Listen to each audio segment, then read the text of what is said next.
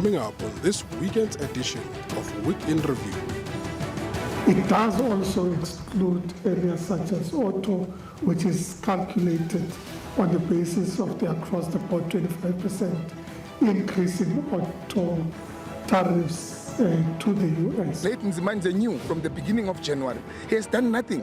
He's been quiet. His silence is nowhere. He's missing in action. We are not going to show mercy to criminals and say because and because. You commit crime, we arrest. Whether you are poor or you are rich.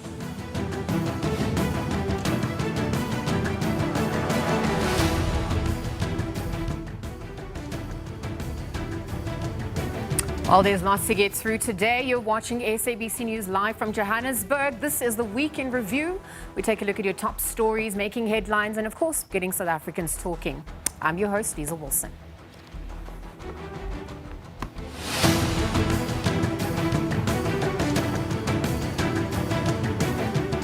Coming up on this weekend's edition of Week in Review. All right, so your headlines are at this hour. Judge has resolved to interdict the Walter Sisulu University from evicting the students from the institution's Mthatha campus, but also issued an order interdicting the students from vandalizing university property. The SRC approached the High Court after a standoff between them and security personnel following the university's instruction for students to vacate the campus. Further afield now, fierce fighting has broken out in the east of the Democratic Republic of the Congo between the M23 rebels and a pro-government militia. After a brief lull in the conflict, the clashes have forced thousands of people to flee their homes in the Walikale territory.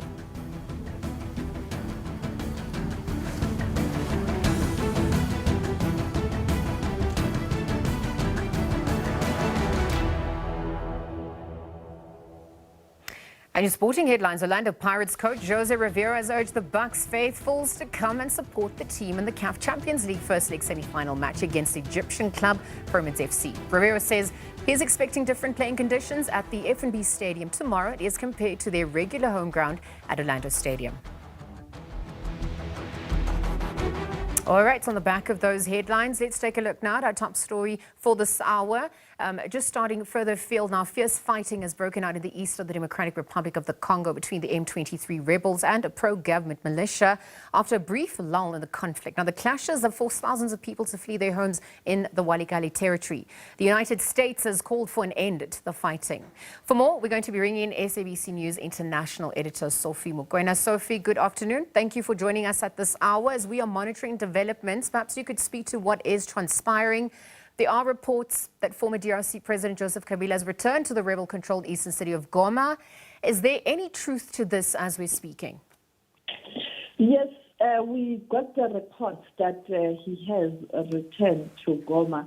As you know, that a few weeks ago, he spoke to the media where he indicated that he will be returning to the DRC. As we know that he has been in South Africa.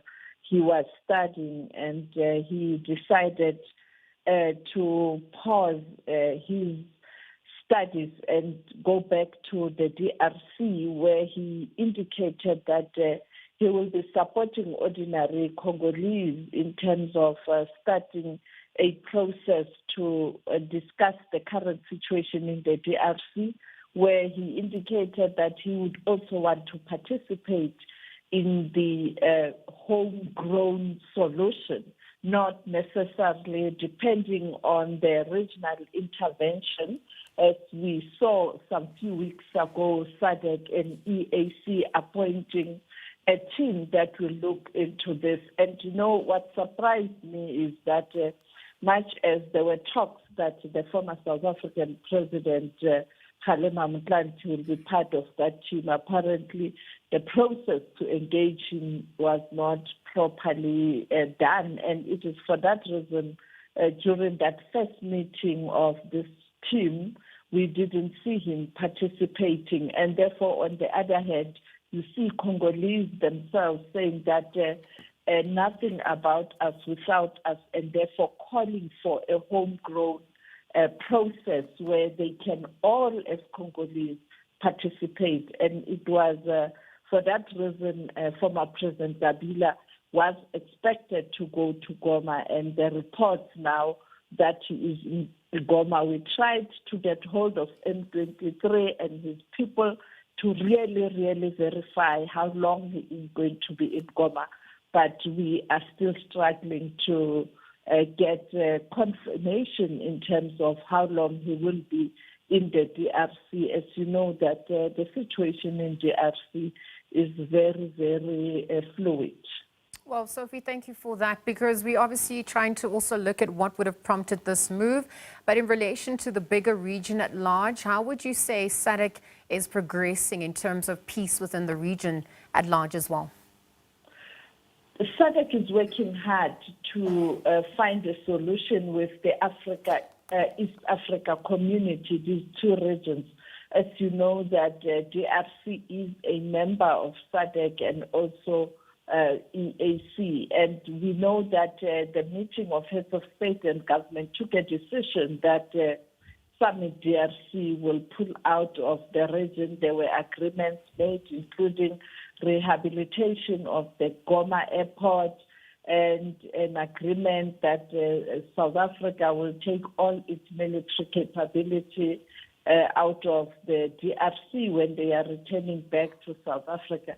But there were some challenges, and there are now conflicting reports as to how the withdrawal will happen, which route are they going to take, because the rehabilitation of Goma was meant to ensure that they are able to take all the military work. Now, there are reports that they may go via Rwanda, which will be impossible, I think, to carry all the military capability they brought into the DRC. And also, as you pointed out, the report from our colleague in Kinshasa is that there's some sporadic attacks between the M23 and the government forces. Our forces are not involved, even though the allegations on the ground was that some were helping the government forces, but South Africa has since set the record straight that they are not involved, and they are in the area where they are, in the barracks or the area in the Goma airport, and they are not interfering with what's happening outside the airport. And therefore, there's a lot that is not very clear, and also at times misinformation. But the reality is that both SADC and the East Africa community leadership have agreed that there must be a total withdrawal of Semi DRC, even though that will be done in phases. Because, Sophie, amidst efforts to negotiate a ceasefire, there are questions about whether Joseph Kabila's return is progressive and whether this is going to, aid in peacekeeping, or is this going to aid in tensions at this point? How is it looking? Well, it depends who you speak to.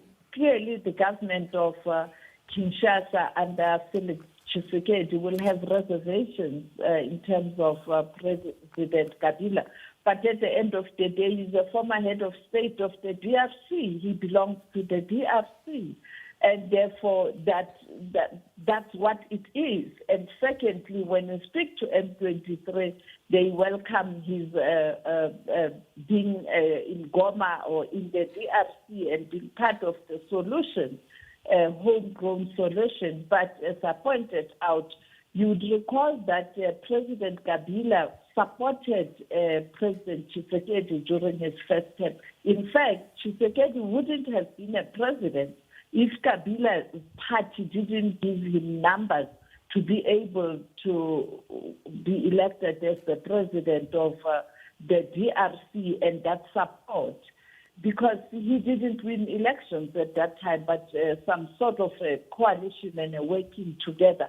So it looks like some sides didn't keep to the agreement, and the relationship became tense. Now, the second election, much as he was pronounced as the winner, the reality is almost half of the country didn't go to elections because you have many rebel movements in that country.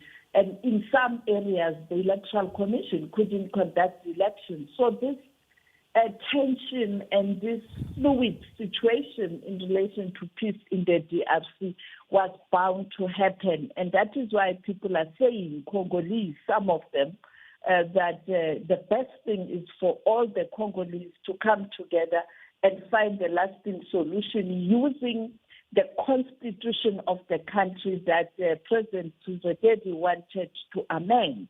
They are saying we went to Sun City, we came back, we agreed on this document, and this document spells out clearly a way forward in terms of achieving a lasting solution to the conflict and the tension and the divisions in that country, and even calling for non-statutory forces from other countries and statutory forces from other countries to pull out of the Democratic Republic of Congo so that the Congolese themselves can discuss this issue. And therefore, that's where this issue is. But you'll continuously have a pushback from both sides because the issue of trust is also a problem there. Do you trust SADC? Do you trust EAC? Why others do trust EAC, others don't trust EAC, they trust SADC, and therefore it's a very complex matter. But both regional organizations, SADC and EAC, are trying their level best to ensure that we find a lasting solution. But at the end of the day, this is a matter for the Congolese, and if the Congolese themselves are not ready to resolve their differences, no one will be able to assist. Well, Sophie, he has been quoted as saying that the Congolese should be finding internal solutions for national problems. And whilst they also work on that trust deficit that you've alluded to, I wonder in terms of reports emerging, will Joseph Kabila be addressing the nation? What are some of the sentiments or activities that we can expect on that front, given what is happening? And then if we're going to quantify the impact that it's also had on ordinary civilians, what does that picture look like? Well, in the eastern part of the DRC, in areas such as Goma, you can see there's normalcy. But when you move deeper towards areas that are occupied or are still under control of government in the eastern part, that's where you see this instability. Now, on the issue of former President Kabila addressing the nation, that is not clear yet. Okay. And also, I think it has to do with, you might get statements and pictures and videos taken by those around him, but he doesn't have access to the national broadcaster or state. It's a state broadcaster, and therefore, with this hostility between him and Tshisekedi, there's no way he will have access to the state broadcaster to talk to the nation. But clearly he will engage perhaps in the coming days with the media in Goma or his media team around him. And also M23, as we saw yesterday, they will release some information, but it's not going to be a formal process of addressing the nation. All right, Sophie, thank you for that update. We are certainly monitoring developments as it unfolds. SABC News International editor joining us there and bring us the latest. We know that Joseph Kabila has arrived in Goma. We're just looking at what this means amid tensions happening there. Of course, we know that fierce fighting broke out in the east of the Democratic Republic of Congo between the M23 rebels and government militia. There was a brief lull in the conflict. And perhaps as these clashes have forced thousands to flee, we're going to see what peace can be brokered, perhaps all the other players involved in aiding that. Again, thank you to Sophie for joining us and for unpacking that a little bit further. Let's leave that conversation there. We'll be right back after this break. Stay tuned.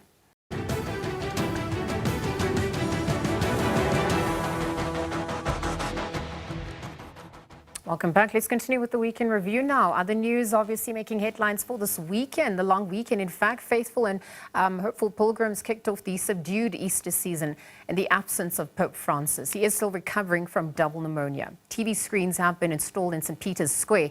Good Friday is the culmination of Lent for Roman Catholics and the start of the Easter weekend, capping off the Holy Week, which started on Palm Sunday. Kylie Komalo takes a look at how the day has been marked across the world.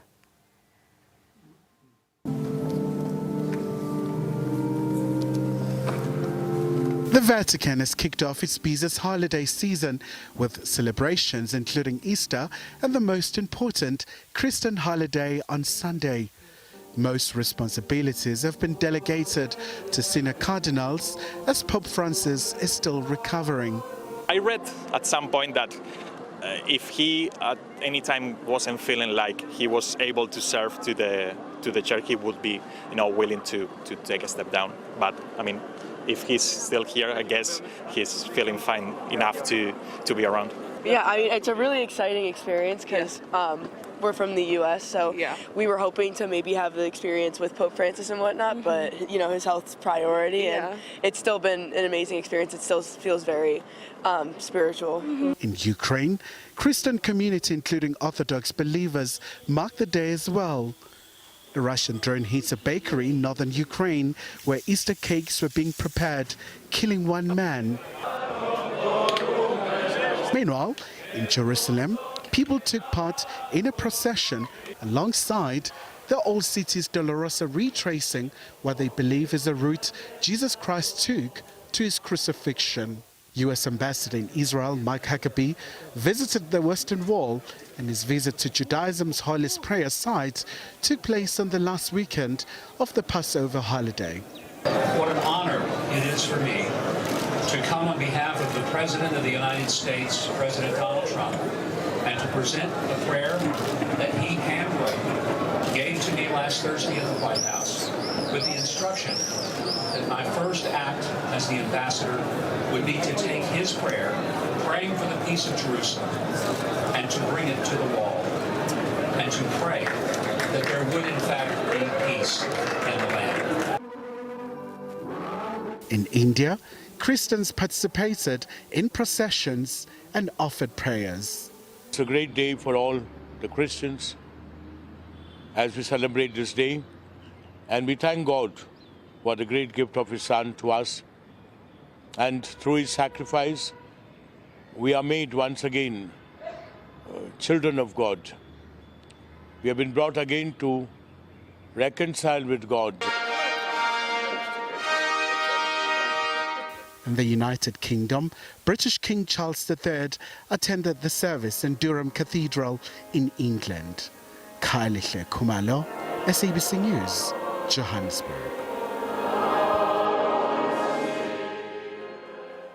Of course, reviewing more big stories for this week, United National Transport Union says that the process to seek a mandate from its Transnet members to strike is ongoing. However, the Labour Union says it is still willing to engage in meaningful negotiations with the employer under the guidance of the CCMA. Earlier this week, UNTU announced that the CCMA process to resolve a dispute between the union and the state-owned logistics company ended without any agreement. The country's economy relies highly on trade of commodities, and Transnet is an integral part of the logistics value chain. The fresh produce exporters, along with miners, could be the most affected by this strike action at Transnet. CEO of the African Rail Industry Association area, Mesila Nhlapo, says their concerns as a strike would be disastrous. My appeal to the unions, to Transnet, to Treasury, you need to sit down and collectively resolve the issues of how we ensure that jobs within Transnet are protected, how we ensure that Treasury comes to the party as a shareholder, government as a shareholder, to protect their interests within Transnet. The fight is not about Transnet management. I think the biggest problem comes from funding. Our members as area will be affected where Transnet is no longer able to support the railway industry's businesses. The United National Transport Union, UNTU, has blamed the Transnet management on the latest development. The union is accusing the company of approaching the wage negotiations in bad faith. The workers are demanding a 10% one-year wage increase along with a non-retrenchment clause.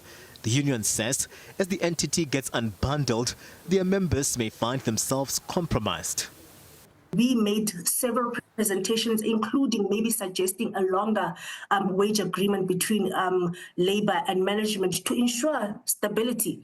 And they really did not seem to consider this proposal at all. So what that tells us as labor is that management doesn't seem to be worried about the impact of an industrial action. Even from the statements, you can see that they are not taking into consideration the economic impact of such a strike. But Transnet spokesperson Ayanda Shezi says the organization is currently inundated with efforts to turn the entity around and is hopeful that they find each other with UNTU to avoid a strike. The entity is firm on its 3% offer of 6% in the first and second year and 5.5% in the final year. As Transnet, we believe we've consistently acted in the best interests of our employees and the organization. We went into the conciliation process with a real and genuine desire to get an acceptable outcome. It's truly regrettable that we've not been able to reach an agreement with UNTU up to this point. We remain optimistic that we will be able to conclude an agreement with UNTU while we continue to focus on the very critical matter of sustaining Transnet and turning it around. Economist Professor Yanni Rousseau says both the employer and the workers find themselves in a difficult time. He says the economy cannot afford a strike at Transnet. Well, it's very difficult for any employer to guarantee jobs. So it therefore seems to me a bit unreasonable from trade unions to demand a non-retrenchment clause from any employer. The world economy is very uncertain with tariffs and other steps that Mr. Trump might take, and therefore businesses are under a lot of pressure. So a strike at this point in time, in my view, at Transnet is very short-sighted, might lead to job losses, and might even lead to Transnet permanently stopping rendering certain services. UNTU is the majority union at Transnet with 26,000 members and maintains that in the balloting it will also approach non-unionized staff that also have issues with the wage offer. Meanwhile, Transnet says the 6% will only be extended to those that have signed, cautioning that any wage agreement concluded with UNTU will be effective from the date of signature of the agreement, which means there won't be a back pay as a result. Katlego Logodi, SABC News in Johannesburg.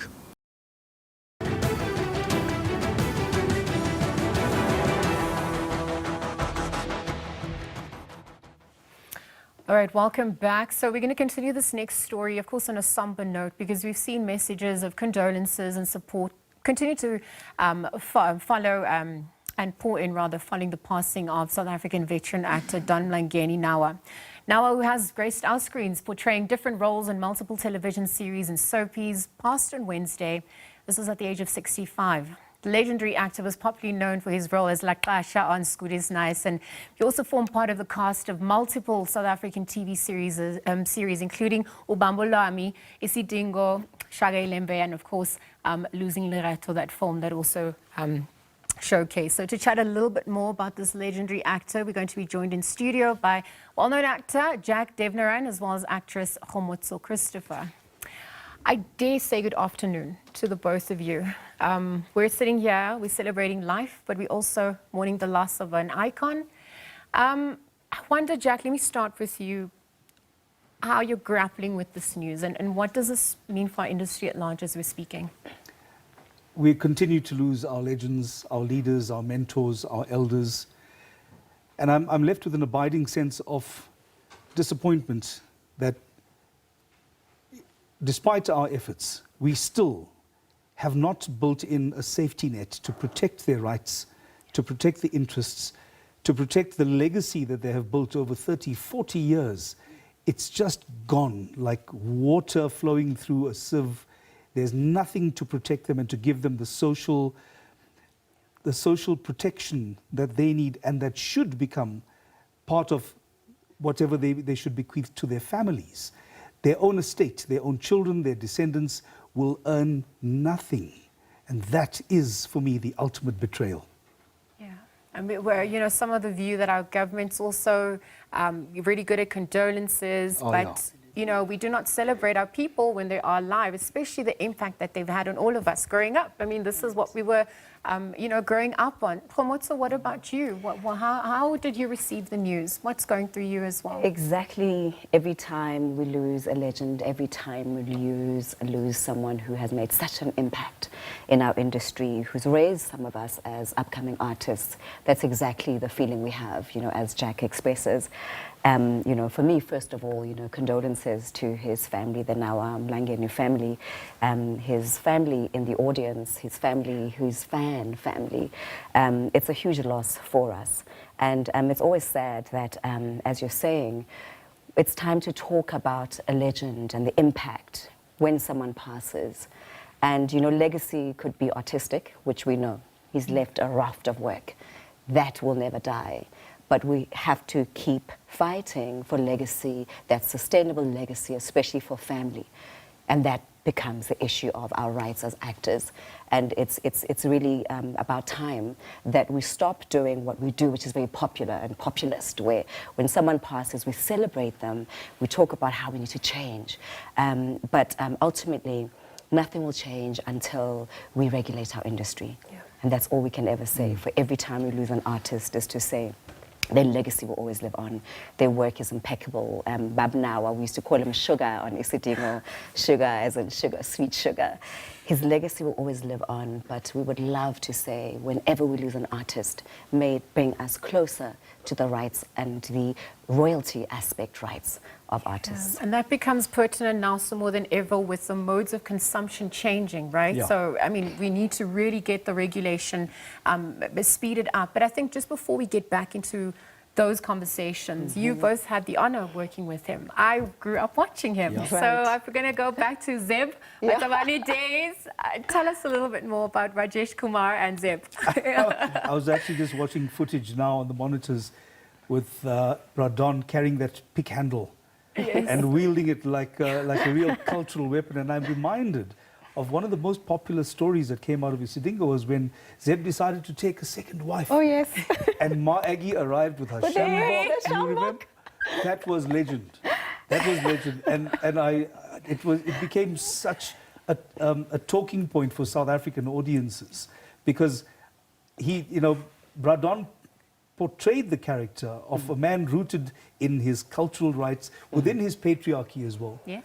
And he claimed it and he owned it and he presented it with such conviction, as he did with all his roles. Absolutely. That people were just, they couldn't wait to see Agnes putting her man back in place, even if it meant using the shambok. So it was a piece of just the most memorable drama. And that's one character that he portrayed, because when you met him in real life, he had a very kind face and he was a very sweet man, as you mentioned, Sugar. So, how would you have met him and what was the real Bradon like? So the real Bradon, I guess, why do we ever call him Sugar, actually? I have no idea.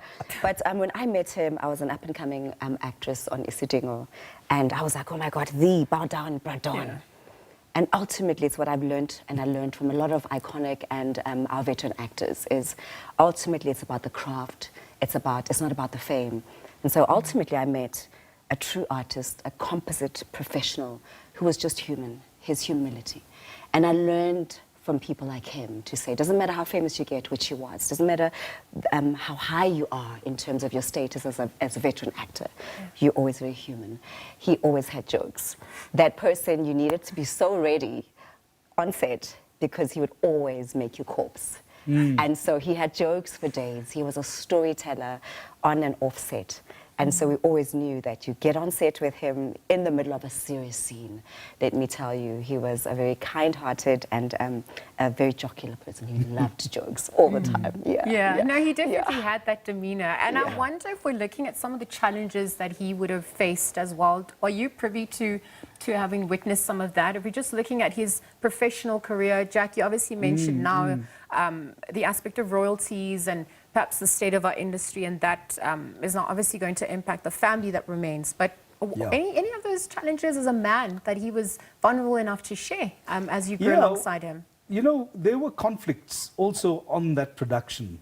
Conflicts with the SABC, SABC3 in particular, and the contracts we were forced to sign. And it was at a time where both Cisco Motso and I were looking at these contracts, and we were just so grateful. Somebody's prepared to give us work. But Don was in a place where he was questioning these contracts, and these were questions that we were learning about. We were trying to understand the territory that we were playing in. And we were then, and we still are now, horribly exploited by the contracts we are forced to sign.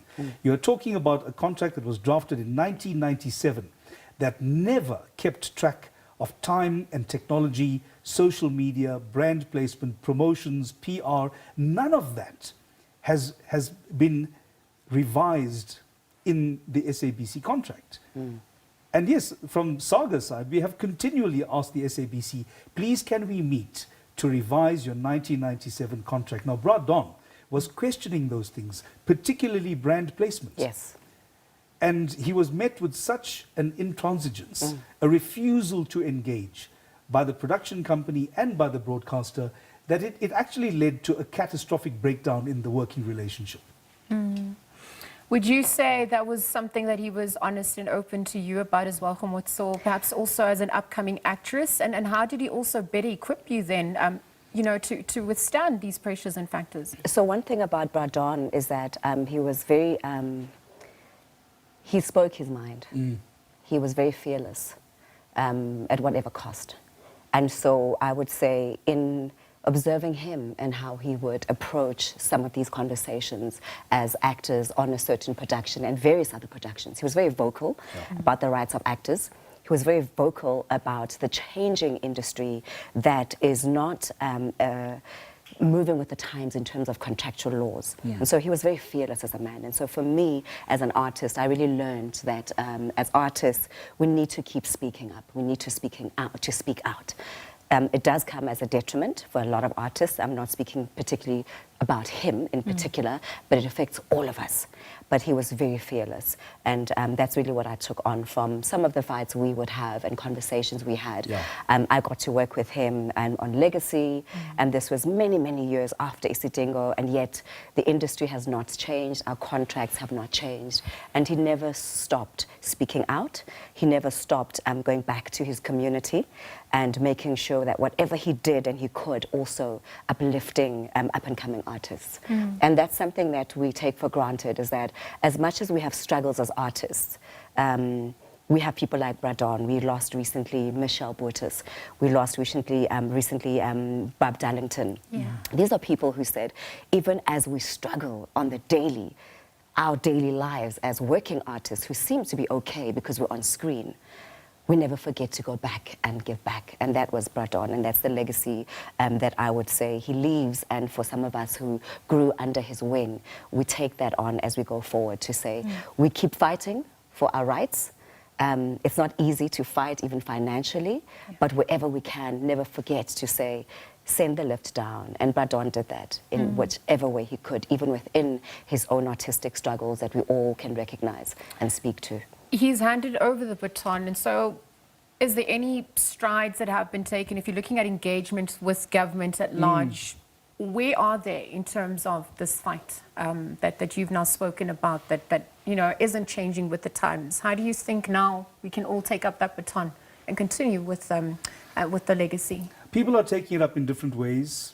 Saga was created in 2009, and we've established a 15-year track record of speaking to the needs of performers, the grievances, the contractual issues, the regulatory issues, policy, and trying to align with international best practice. the best we have out of government is generally a profound confusion about what freelancers are, where we fit into the world of work. And obviously, you're also dealing with a very high turnover rate of people working within government structures, even within the broadcaster itself. So on a regular basis, you've got to keep reminding people, this is where the conversation is, this is where the rights sit, these are where the injustices are built into the system, this is how we are supposed to correct them. And until we achieve the formalization of our industry, where our rights as freelancers are recognized and protected under labor laws, we will continue to lose talent, to betray their legacy, to betray their body of work, and we will simply never self-actualize as a creative sector as a whole. Yeah. That conversation obviously continues. I think just because of the interest of time, I want to bring it back to Brad Dunn, and perhaps also just look at your interactions with him the last time that you would have spoken to him. Did you know that he was ill? Did you get to say goodbye? What's something you remember, or will remember? I think I will speak to the memory. As I say, I last worked with him on Legacy. He was Bra John. And all I can say is, they say as artists, there's never a small role, but small actors. And every role that Bra John took on, he gave his heart. He gave his heart to. And that role is one of the last roles that I, interacted with him on, which was Legacy. And it was incredible, brilliant. And as usual, he gave everything. And I think for me as an artist, it just was a reminder to say, doesn't matter what type of role you get, Brad Don gave his all to every single role. And that's why, he's so intergenerational. Yes. He's so multicultural, is that someone will say, someone will say, hey, it's Banbad. I'm like, oh, Banbad. I'll be like, oh, Brad John. Because that was the power of his artistry and the love for his craft. And so I do remember him from the last years we worked together on Legacy, and it was beautiful work that he did. It really was. And I think it's very difficult because as artists, when we go through things, we do try to retreat. Yes. Because we all understand that it's hard for everyone. You might be on a show on screen, but you're not actually earning a salary. And I think people really, really don't understand that and misunderstand us, which is why the conversation of royalties and residuals is so important. So that when you think I'm on TV, I'm actually at home and I'm not earning. Yeah. And so what we then do as artists is to retreat and say, my problems are the same as any other artists.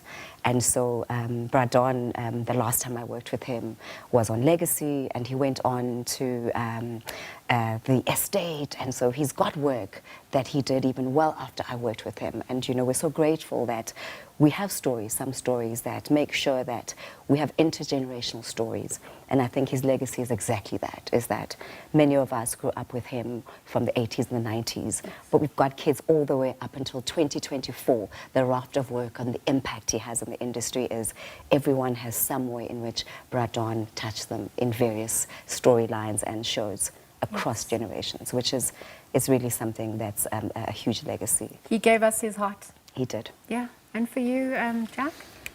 We must never forget that Brad Don came from a time where being a performer meant that chances are you were being tracked, hounded and arrested by the security branch. It was those dark days of apartheid when he had already earned his iconic status. He was a fearless activist, he was a fearless actor. So when, we kind of went into a space where our serious activists were being drafted into mainstream politics. They were being drafted into parliament. They were members of parliament. They were, being positioned high up as government leaders. And we seem to have lost the appetite for serious activism. He never forgot. So at the time that saga was getting going, and particularly over the last 7 years when we were engaged in the Copyright Amendment Bill, which was trying to provide royalty rights for performers. It was just around after February, it was early in March last year, when Brad Don reached out to say, congratulations on your work, congratulations for the passage of the bill had to go through Parliament twice, and it now sits at the Constitutional Court.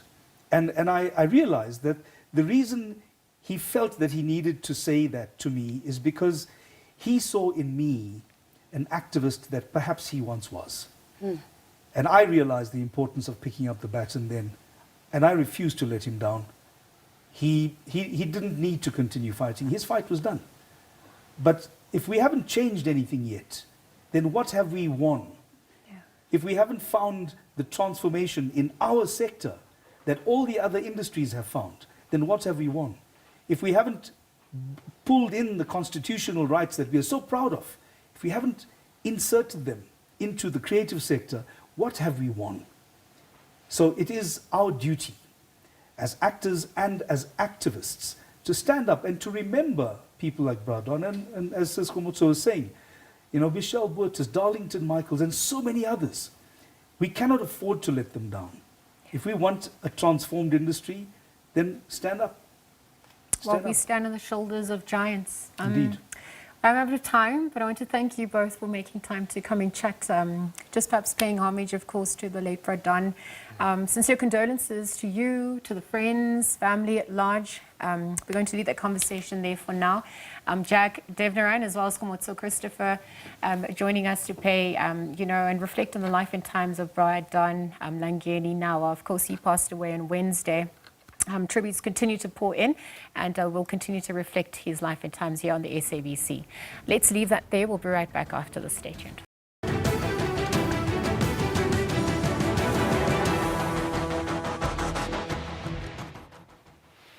All right, welcome back. So we, of course, you're watching the Week in Review. We're going to continue with our stories, making headlines, getting South Africans, getting the world talking, in fact, because today we're also going to be pulling back the velvet curtain on the world of luxury fashion, where glossy labels meets grey market realities, and dozens of Chinese manufacturers are now posting videos claiming to make products for fashion giants like Gucci and Louis Vuitton, and they're inviting you to skip the retail markup and just buy directly for a fraction of the price. But this trend isn't just about fashion. Of course, it's also happening against the backdrop of rising trade tensions, especially between China and the USA, where Donald Trump's renewed tariff threats and talk of banning TikTok have now reignited fears of a digital and economic Cold War.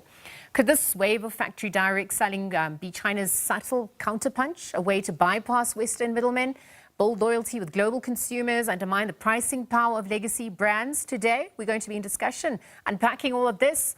We're going to be chatting about a luxury leak. Are high-end brands losing control of their supply chains and also their reputation? So to unpack this, branding and perception crisis that really is playing out in real time, we're going to be joined by a voice who understands the anatomy of trust and image in today's high-stakes world. Tsepo Matsiba, Managing Director of Reputation First, boutique strategic communications and reputation management consultancy, joins us to explore a little bit further. Good afternoon, Tsepo. Thank you for making time to be with us here on the SABC. Good afternoon. Thanks. It's great to be here. Well, Happy Easter. Happy Easter. It's a long, I dare say happy, given what is happening. I mean, we're looking at our own precarious economic situation, but the world over, shifting geopolitical dynamics. That's the backdrop on which all of this is happening, perhaps as we look at that escalating tensions between USA and China and what this means in terms of trade wars and ultimately Africa's position. Help us understand that backdrop a little bit more since Trump's coming to power. Yeah, I think the entire world is feeling the pinch of the second test of, or the second bite of Donald Trump's administration. Yeah. And he has deliberately formed a narrative, and I think he's not the only one. I think it's an entire ecosystem of American leaders in business and in government who've decided to take a posture that places them in a particular direction to regain the global economy, because it has been extremely competitive, and not only South Africa has felt it, China has felt it, but Europe has felt it, and some people have decided to actually fight back with tariffs, which resulted in this discussion that we're having right now. Some have a little bit more power and courage to fight back, and some of us not so much. And then obviously looks at where, if South Africa or Africa stands in relation to all of this. I think just before we get there, speaking about those tariffs and some of the counter moves that's also come as a result, we've seen the phenomenon on TikTok and what's being pushed in terms of video circulating. Tell us a little bit more about how that can be perceived in relation to those tensions and trade wars?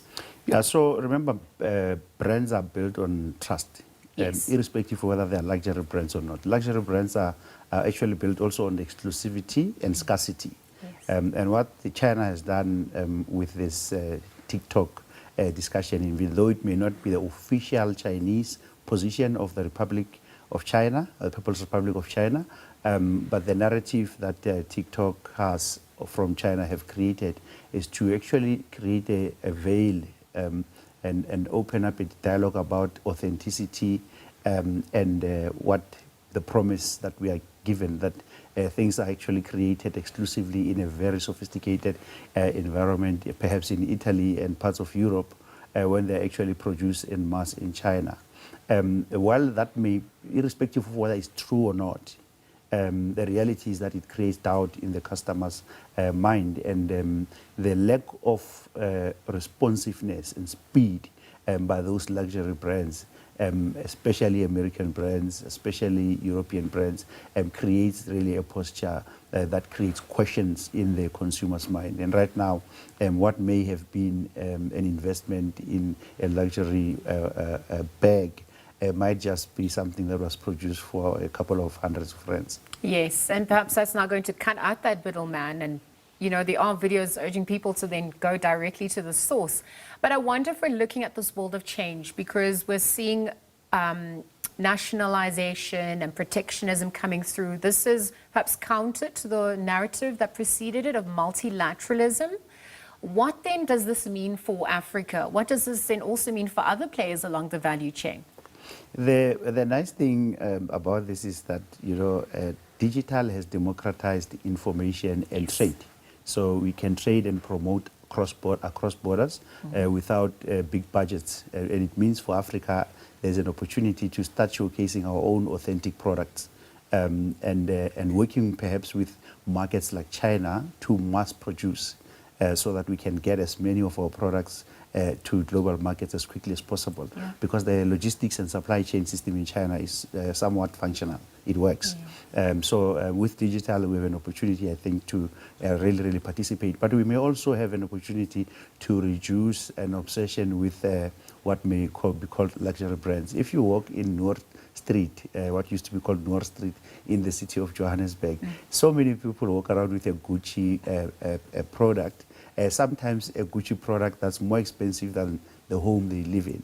And so the aspiration is to change, and I think that's where opportunity comes, is for African designers, entrepreneurs, to label designers to start, and there's the African media to start talking about Africanness and the quality of authentic products, and not having necessarily Europe as an aspiration, but rather that there are actually some amazing quality work that's here at home, but it's not articulated rigorously and consistently. And digital gives us that opportunity. People who have access to resources like money can afford actually to use exclusive designers in South Africa. But for ordinary people, you hardly find access to work. If it's there, it's limited to a specific environment where a particular designer, for example, in Soweto, can afford to promote in that environment, but it hardly goes national or provincial in South Africa. And so that's an opportunity for African brands to begin to tell that story, to make our own brands travel within the continent, but also push our brands to travel the world through partnerships with an environment or environments that already have the capacity, because it doesn't help for you to build manufacturing plants to produce bags that can actually be produced way cheaper in another market than you can actually put your own, stamp and label in as much as other sophisticated brands have. You were speaking about agency and perhaps also just looking at the AFCFTA. I mean, that's a means that perhaps could facilitate that if, we can get that intensified, because it has been rolled out already. But I think also just looking at, what's on offer. Luxury brands themselves are now in crisis mode, and so this is an opportunity for other markets, entrepreneurs, etc., to leverage and perhaps take that opportunistic, space that it's now been given. What should luxury brands be also looking at this point? Because They're in crisis management now. They're in beyond crisis management because they don't have rapid response teams. So when the story broke out on TikTok, for example, they did absolutely nothing. Most of them just stay mute and hope that the wave of conversation will go away. But unfortunately, that's not how communication works. In the world of communication, perceptions are stronger and they matter more than facts in the digital space. So the starting point is to actually start crafting messages that shows that brands themselves are owning the narrative and owning the story and shifting the dial. So if there is value in the brand identity and the iconic brand identity, I don't have to mention their names, you know which ones they are, Louis Vuitton, Gucci, and all of them. Sure. If there's value in that story, start telling that story and demonstrate how you ensure, even though you may produce en masse in China, but you might actually be doing some quality controls in your own markets so that you ensure that stamp of approval and authenticity. And it's that opportunity that they're missing. They're not having the conversation, and that allows social media and that allows speculation to own the brand. And in a sense, in the long run, that will actually impact sales and ultimately market share. Yeah, and obviously just looking at the opportunities and what the future then holds. It's still uncertain. There are more questions and answers, but for now it seems rather hopeful for those who aim to diversify. Given what has happened and between these trade wars. So, Tsepo, I'm going to leave the conversation there. Thank you for weighing in. It's a conversation starter that will continue as the days ensue. But Tsepo really just weighing in. Of course, we're looking at some of the trade wars that are happening, some of the counter strikes, how that can be perceived, the impact it's had in luxury goods, supply chain as well, Africa in relation to this, and what the opportunities are that also exist. Again, thank you to Tsepo for weighing in on that. We're going to leave that conversation there. Tsepo Matiba, of course, is Managing Director of Reputation First. We'll be right back after this. Stay tuned.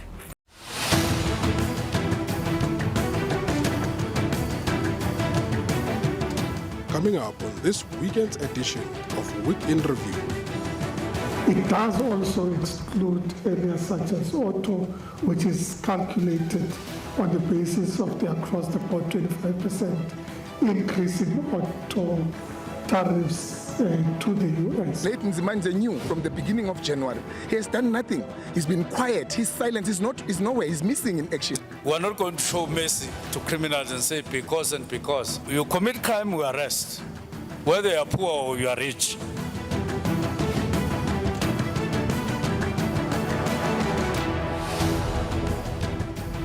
Good afternoon. If you've just tuned in, we are live from our SABC News studios. Thank you for tuning in to the Week in Review. Of course, this is the time where we take a look at all those top stories making headlines and getting South Africans talking. I am Lisa Wilson. We are on the second hour of the show. Let's take a look at what we can expect as we continue to review those big stories.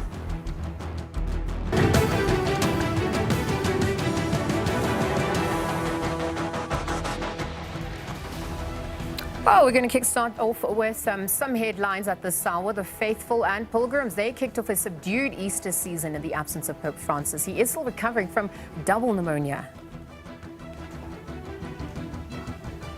Russia strengthening military ties with Uganda. Moscow's donated mapping gear worth $3 million to the African nation. It's a move expected to sharpen battlefield strategy and also help Uganda respond to disasters.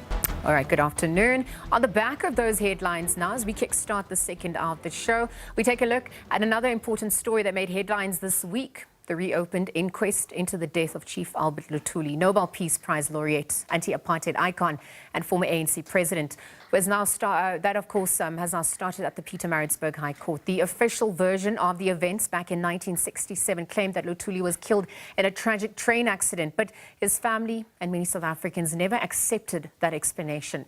Now, new evidence is challenging what the apartheid-era courts once ruled as a fact. The National Prosecuting Authority argues that the original inquest was not only flawed, but deliberately manipulated, and that the collusion between the state, police, doctors, prosecutors, and even magistrates helped cover up what they believe was a politically motivated killing. And so for more on this, we're going to be joined by Sandile Lutuli, grandson of Chief Albert Lutuli, perhaps to also help us unpack the legal complexities. We're going to be joined by legal analyst advocate Modidima Manya. Good afternoon to the both of you, and thank you very much for making time to chat with us here on the SABC. Good afternoon, Lizelle, and good afternoon to the viewers at home. Sandile, I'm going to start with you at this point, perhaps on the reopening of this case. You could walk us through what life has been like for you as a family, living with this uncertainty. What does this case reopened also finally mean for you in terms of seeking justice at large? Yeah, look, as a family, and as you rightfully pointed out in your opening remarks, we have never believed that our grandfather was hit by a train. This, we believed, was a convenient story orchestrated at the time to cover up an assassination that was perpetrated on him. So we have always grown up with these lingering doubts as to exactly what happened. And finally, the opportunity to actually correct that narrative is here before us and playing out in the Pietermaritzburg High Court. So from a family perspective, this has been met with huge relief in that this moment has finally come. But over and above that, there is a huge element of anxiety and great expectation over what is going to be unearthed in the inquest that is actually playing out in the Pietermaritzburg High Court over the next remaining 3 weeks or so. Yeah. How are you as a family managing this? Because obviously it's about reliving some of the the events as evidence comes to the fore once again. We're also just looking at, what has happened in terms of collusion at every level. And that was something that the NPA also alluded to.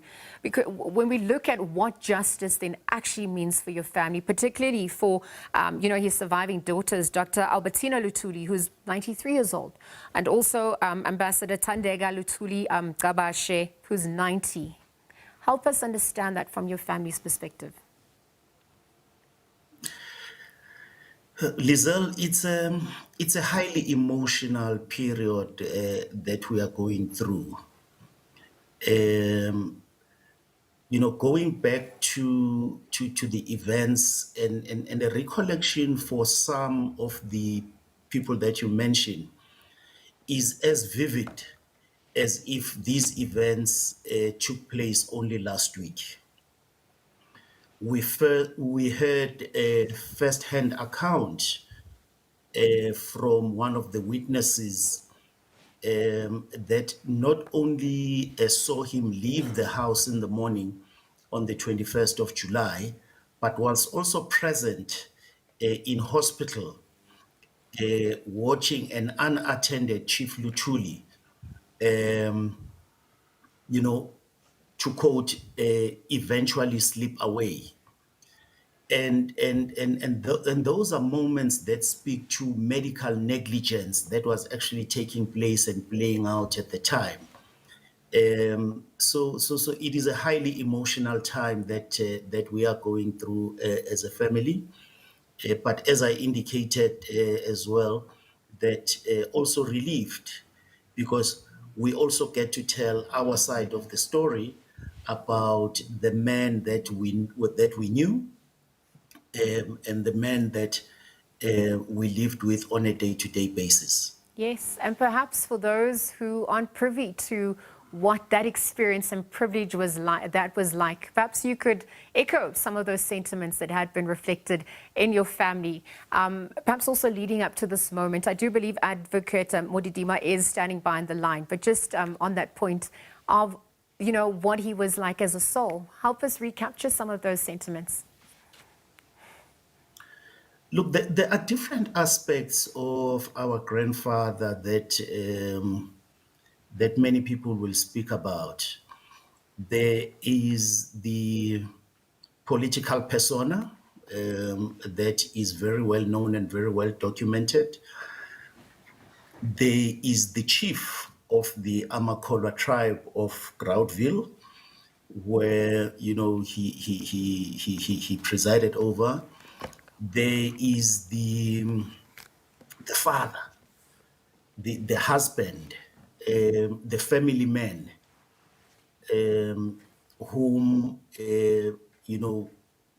my one of the witnesses, Veli Lutuli, spoke about so emotionally and so deeply, who was her father-in-law.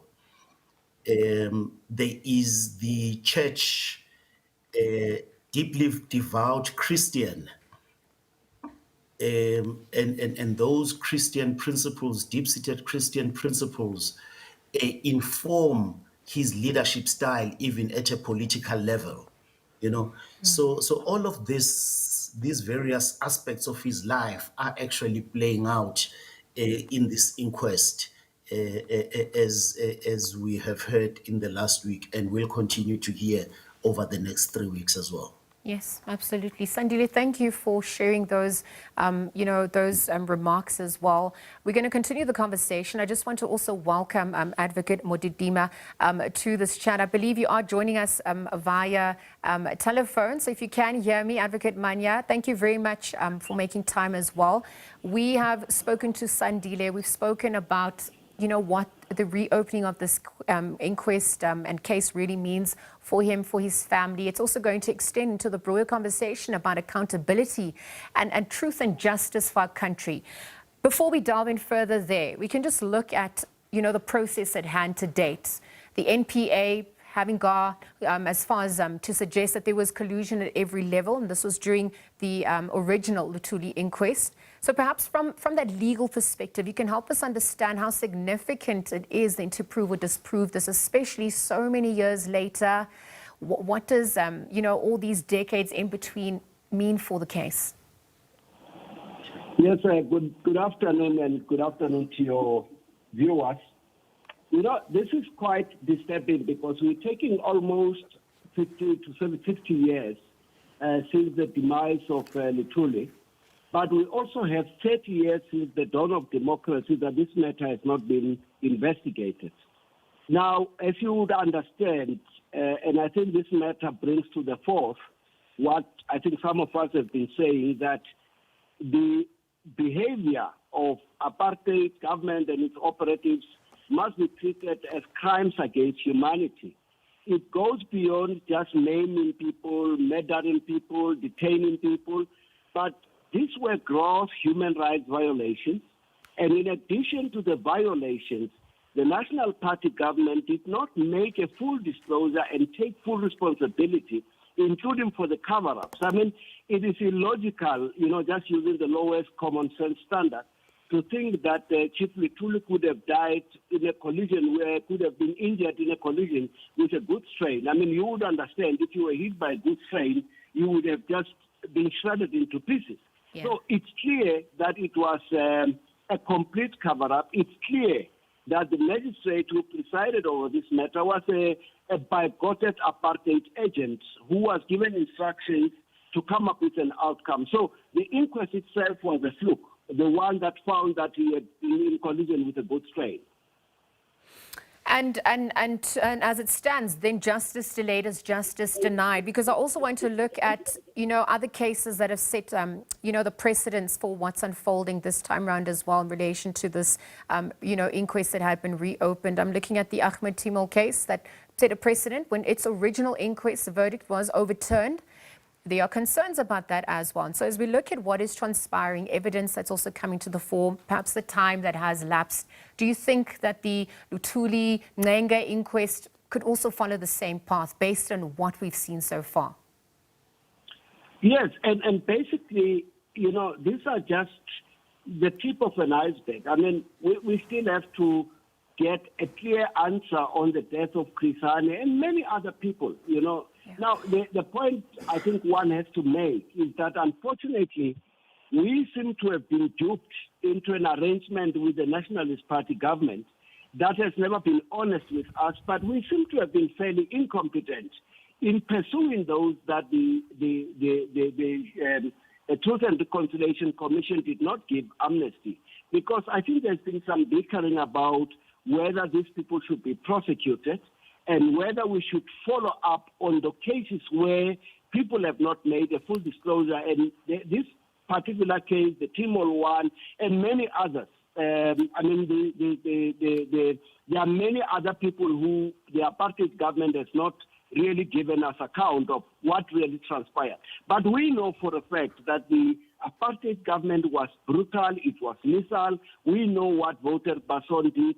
And all these issues undermine the commitment which the black people made in the transition from apartheid. And until and unless they are addressed, we might see a resurgence of resistance from among the black people, because it seems like this was a one-sided deal. Thank you for painting that rather succinct picture, because in relation to the Lutuli inquest, I mean, there are questions about or concerns that the train driver, the conductor, they weren't able to be found, obviously from 1967.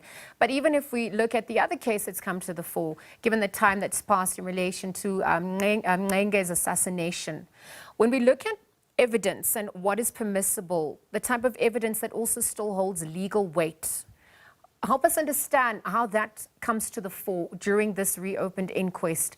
And if we're looking at, what this means symbolically, I mean, is it just a legal exercise? How important is this for the healing of our nation, perhaps in terms of accountability and truth? Well, look, as you would have heard, I mean, I think you must not underestimate the hurt this has caused to the Lutuli family, firstly.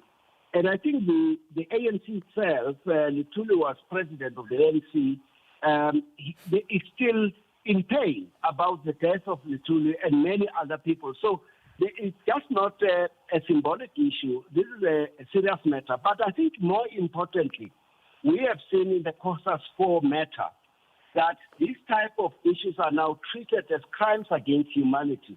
And maybe it's worth reminding that apartheid was declared a crime against humanity by the United Nations. So the prosecution or the unveiling of the truth behind all these acts of apartheid is significant, first legally, because it brings back justice. It leads to some measure of closure. It will assist in making everybody, including the present government or any future government, that, these things don't just rot and get buried and you get away with it. You may later, some 50 years later, be prosecuted. I think the third part of it is that the cover-up of the National Party was successful. I mean, the railway services at the time was owned by the state. To suggest that you couldn't find the train driver is a joke. It clearly amplifies the extent of the cover-up and the disrespect which the apartheid government has shown and continues to show to our people. I think I would have loved at least one of the leaders of the apartheid government to assist in helping us to bring closure as a nation as well. Because as I say, as you can see now, there's an emergence of a resistance towards the project that started by President Nelson Mandela, because people are feeling the pain is still smoldering of apartheid and nobody's saying anything about it. Yes, and these are some of the questions and conversations that are going to continue to come up as that inquest obviously gets underway. Because Sandile, now on the back of what Advocate Manya's just echoed, I want to bring you back into the conversations, because it's clear that the issue of trust, the issue of accountability, the issue of justice delayed is justice denied, it's come to the fore, but perhaps also just healing at large for all those affected, for our nation, for the soul of our nation at large. We're 31 years into our democracy. We're trying to understand where we're headed as a country, given where we come from. How important is, what is happening through this inquest having been reopened in relation to that broader South African story? Yeah. No, Lizelle, certainly Advocate Manya is correct, For us, we look at this in two ways, that there's a restorative element of justice that can be looked at here, but there's also a retributive element of justice that could be considered in this instance. Now, different standards will apply in each of these elements.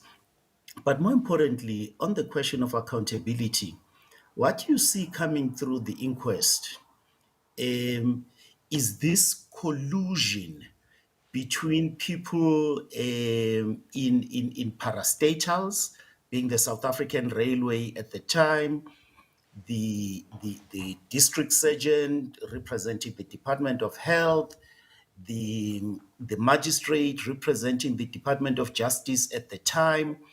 And all of these people begin to concoct a story that seems to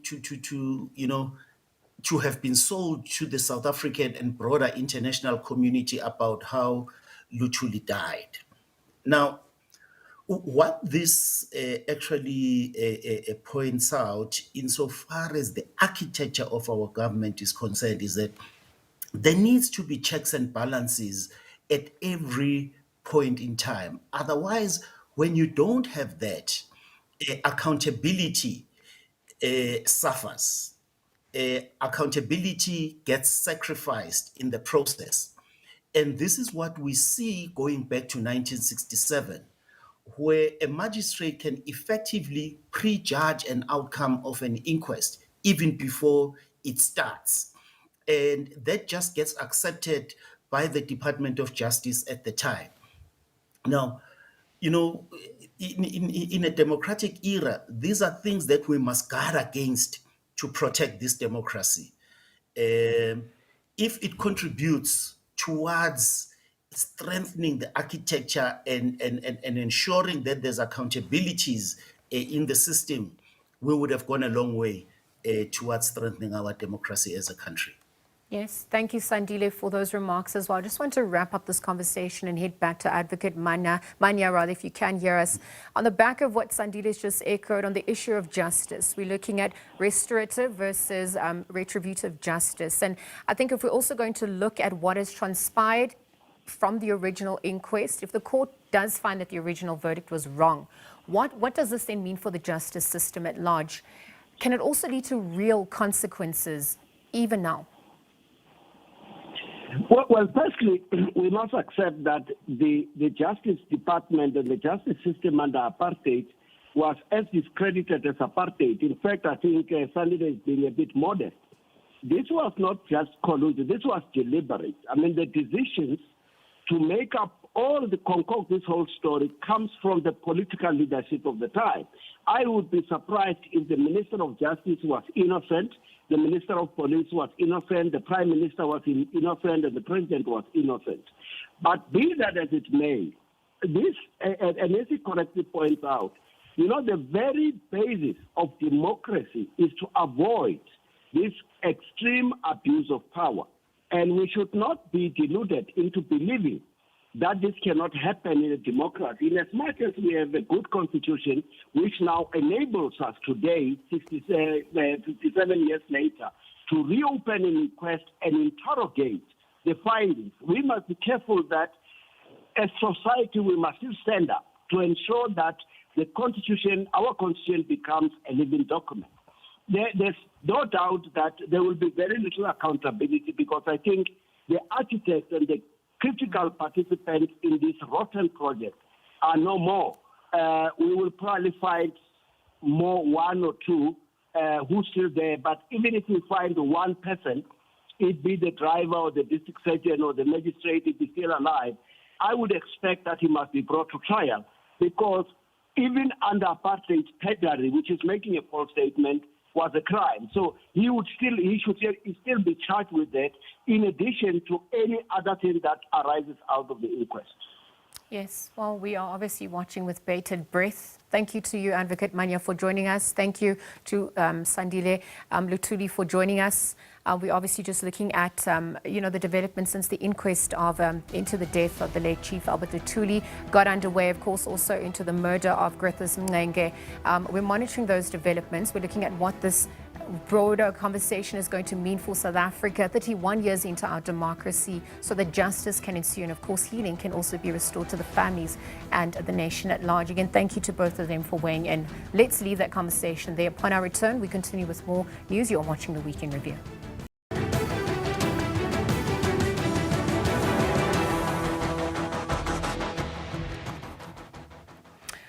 Welcome back. The Week in Review continues. We continue to shine a spotlight on some of those big stories, of course, making headlines for this week and the impact it's had in South Africa, how those conversations continue. And for many South Africans, places of worship, they are more than just buildings. They're sanctuaries, they're places of hope, they're places for healing and also community building at large. But in recent years, those sacred spaces have also become sites of scandal and silence, perhaps from disturbing allegations of abuse to the unchecked rise of commercialization, the commercialization of religion, cracks in our spiritual landscape. These have been widening, and for far too long, the cries of the vulnerable have also gone unheard. So we know that back in 2017, the CRL, Human Rights Commission, released a damning report after nationwide hearings revealed widespread exploitation within the religious sector, from pastors claiming to heal HIV with petrol to followers being financially and emotionally manipulated as well. So the call for action was loud, but progress remains slow. And so now, following renewed public concern and also just the recent acquittal of controversial religious leader Timothy Omotoso, the CRL has taken a bold step. A new peer review committee has been formed to establish ethical codes, investigate misconduct, and also restore justice in the spiritual institutions that so many rely on. So today, we're going to delve into this conversation. We're going to be speaking to the man leading that charge. He's a scholar. He's also an expert in religious studies, and he's the chair of this newly formed committee. Professor Musa Xolo, if you can hear me, good afternoon. And thank you very much for joining us here on the SABC at this hour. I can hear you, Lizelle, very well. And good afternoon to yourself and to your viewers. Prof, we obviously looking at what has transpired and the concerns that have arisen. And so to date, given the timing of this that's coming to the fore, talk us through the expectations and the impact that you're hoping it's going to have going forward in terms of change. Well, let me start by saying, since church started some 2,000 years ago, there has always internally been some mechanisms to check and to monitor. If you go through the books, many books that letters that were written by Apostle Paul to people like Titus, Timothy, and others, the idea of having someone, some kind of structure that oversees the work of a church, of a congregation, has always been there. So what we're doing here is not something new. If you go through church history, there has always been mechanisms like that.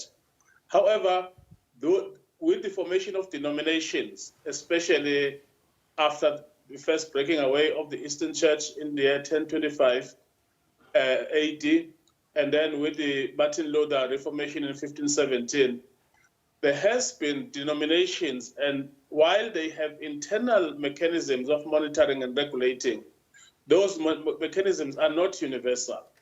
So what we have been instructed to do is to look at mechanisms that can work and create a peer review board that, for example, all the things we were talking about of abuse, of spiritual transgressions, spiritual sales, and etc., by especially the fringe churches, there can be a board where you can go and report if you have been your dignity and your rights have been taken away while in a worship place. Now, what will happen is that right now we have started with a 40-day kind of foundational research to look at benchmarking what other countries are doing, because this is not just a South African problem.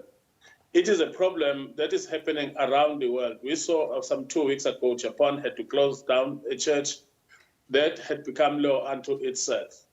So you find that there's a lot of complaints, especially in society, about the behavior of some elements within the Church of Christ, which is called the body of Christ, of which Christ is the head.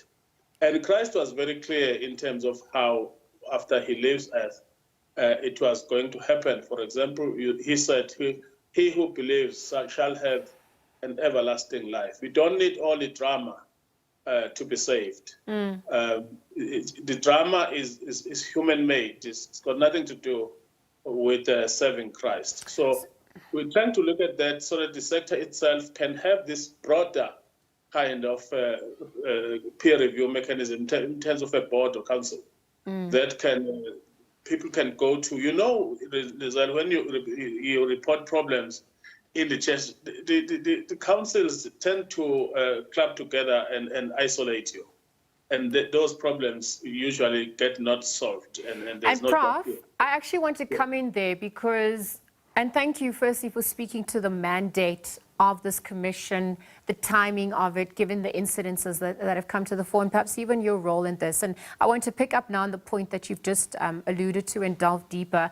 How do we ensure that this commission, doesn't become another report fact-finding mission? How is this actually going to then, be followed by meaningful, lasting, implementable change, given some of the incidences that have come to the fore? Talk to us about the methodology that will be employed in the research and perhaps also with the findings, where to from here as well. Thank you very much, Elizabeth. I said currently I'm undertaking as a chair that kind of foundational research. What will happen after that is that we'll go on a national tour, fact-finding, where both the church leaders and congregants and other affected people will come forward in the form of town hall meetings, where we'll then be able to listen and record. And then that should take from June to, let me say, September. Then after that, it will be draft report writing, which will reflect what is happening on the ground, but what also is in the literature, and exactly also how it is happening in other countries. When you see people, for example, I mean, you should be able to discern some spirits if you are a congregant.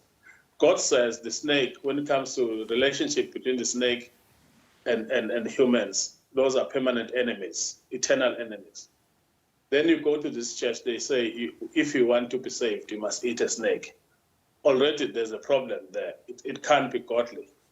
But also there's going to be a lot of educational and awareness material that will help congregants to be distributed and available also on various platforms.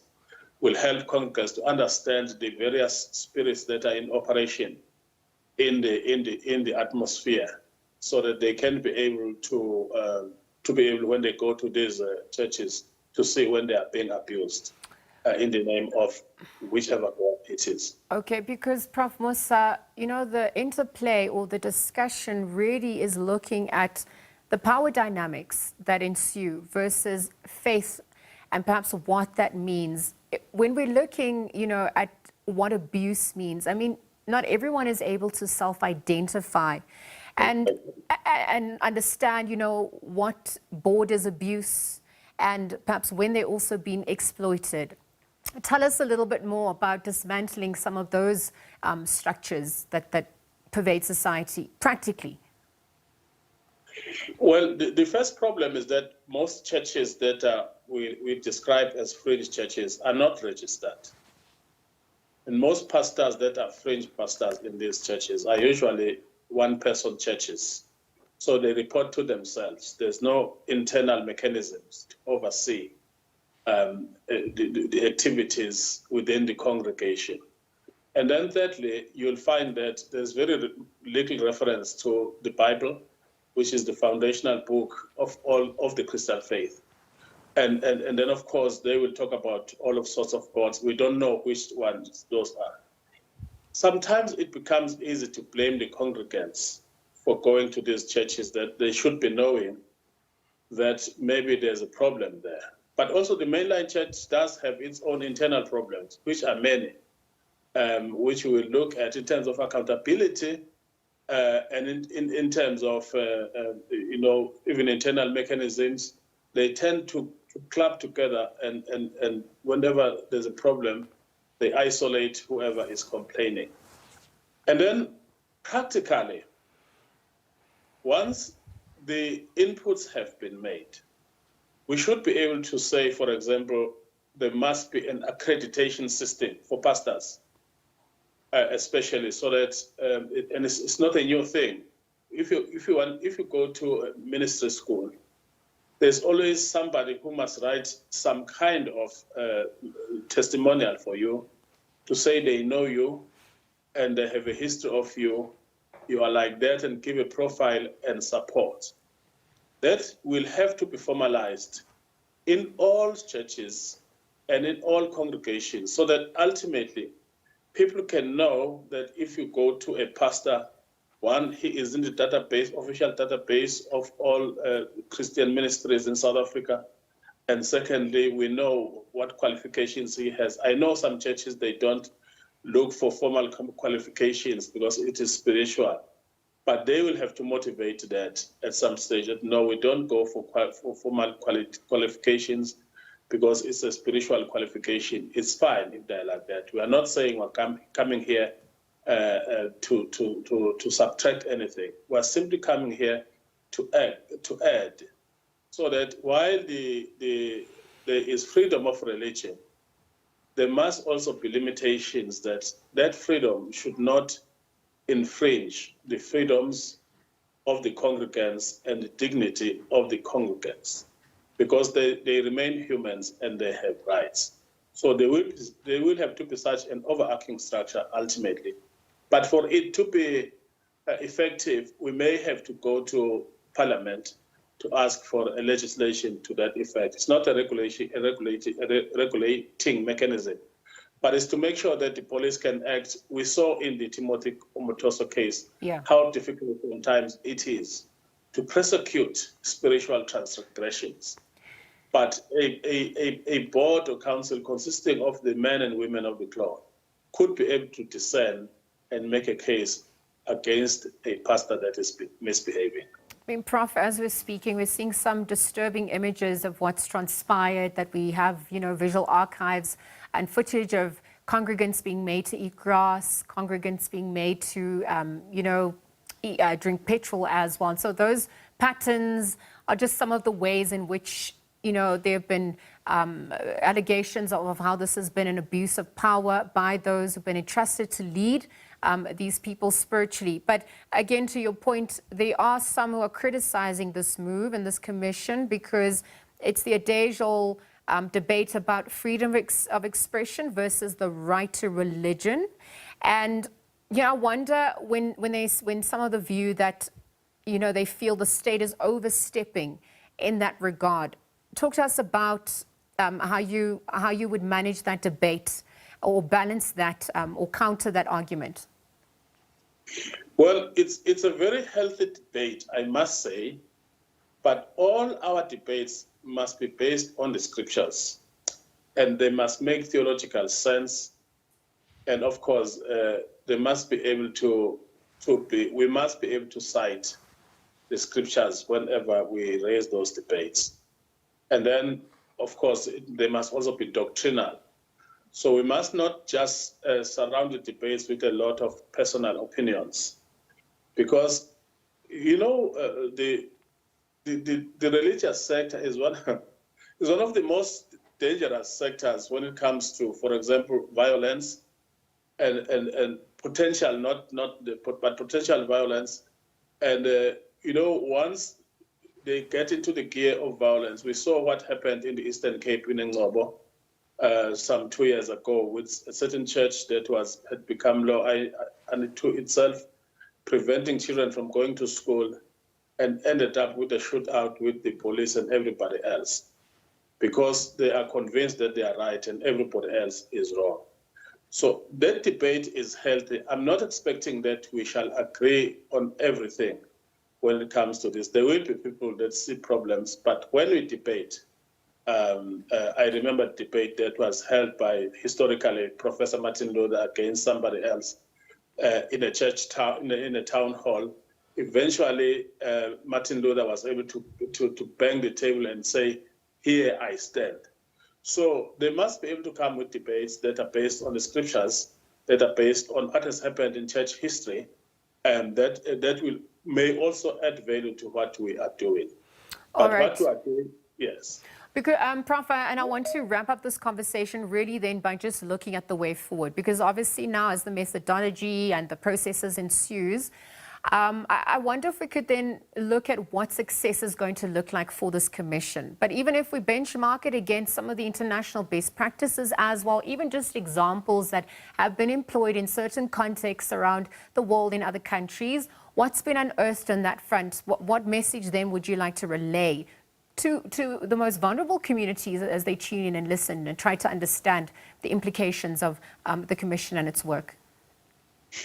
Well, success will look like this. We'll come up with recommendations to the Gender Equality Commission. We'll come up with recommendations to the Human Rights Commission, recommendations to the Cultural, Religious and Linguistic Commission, recommendations to the NPA, recommendations to the SAPS, but also recommendations to the church as body of Christ.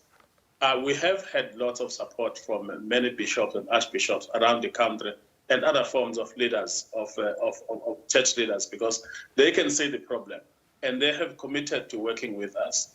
That will look like success, but I think ultimately there must be recommendations also that go to the Department of COGTA, because the church situation is issues are under the National Department of COGTA and in the provinces, to look at how we can have some kind of policy framework, even legislated for that matter, so that there can be power and authority to cap this. In terms of some of these churches are attracting the poorest of the poor, usually women-headed households and households that are dysfunctional, where people are looking for quick solutions to their daily problems. And sometimes they end up, parting with lots of money. Some people we heard were told, you must go, the Lord says you must go and resign from your work and take all your money here to the men of God, because then after that you are going to be blessed abundantly. Now, that's misleading. So that's why there must be this kind of hotline to a council that can be able to advise once it has been reported that there are things like that. Sometimes these things are not purely criminal, but they affect human rights of people. And therefore they have to be addressed in a manner that restores the church to what Christ had wanted it to be, as a changer of the world, as a positive kind of mechanism for hopeful life for people. All right, Prof. Well, we're wishing you and your team all the best of luck. We're going to leave that conversation there. Thank you for joining us and for weighing in.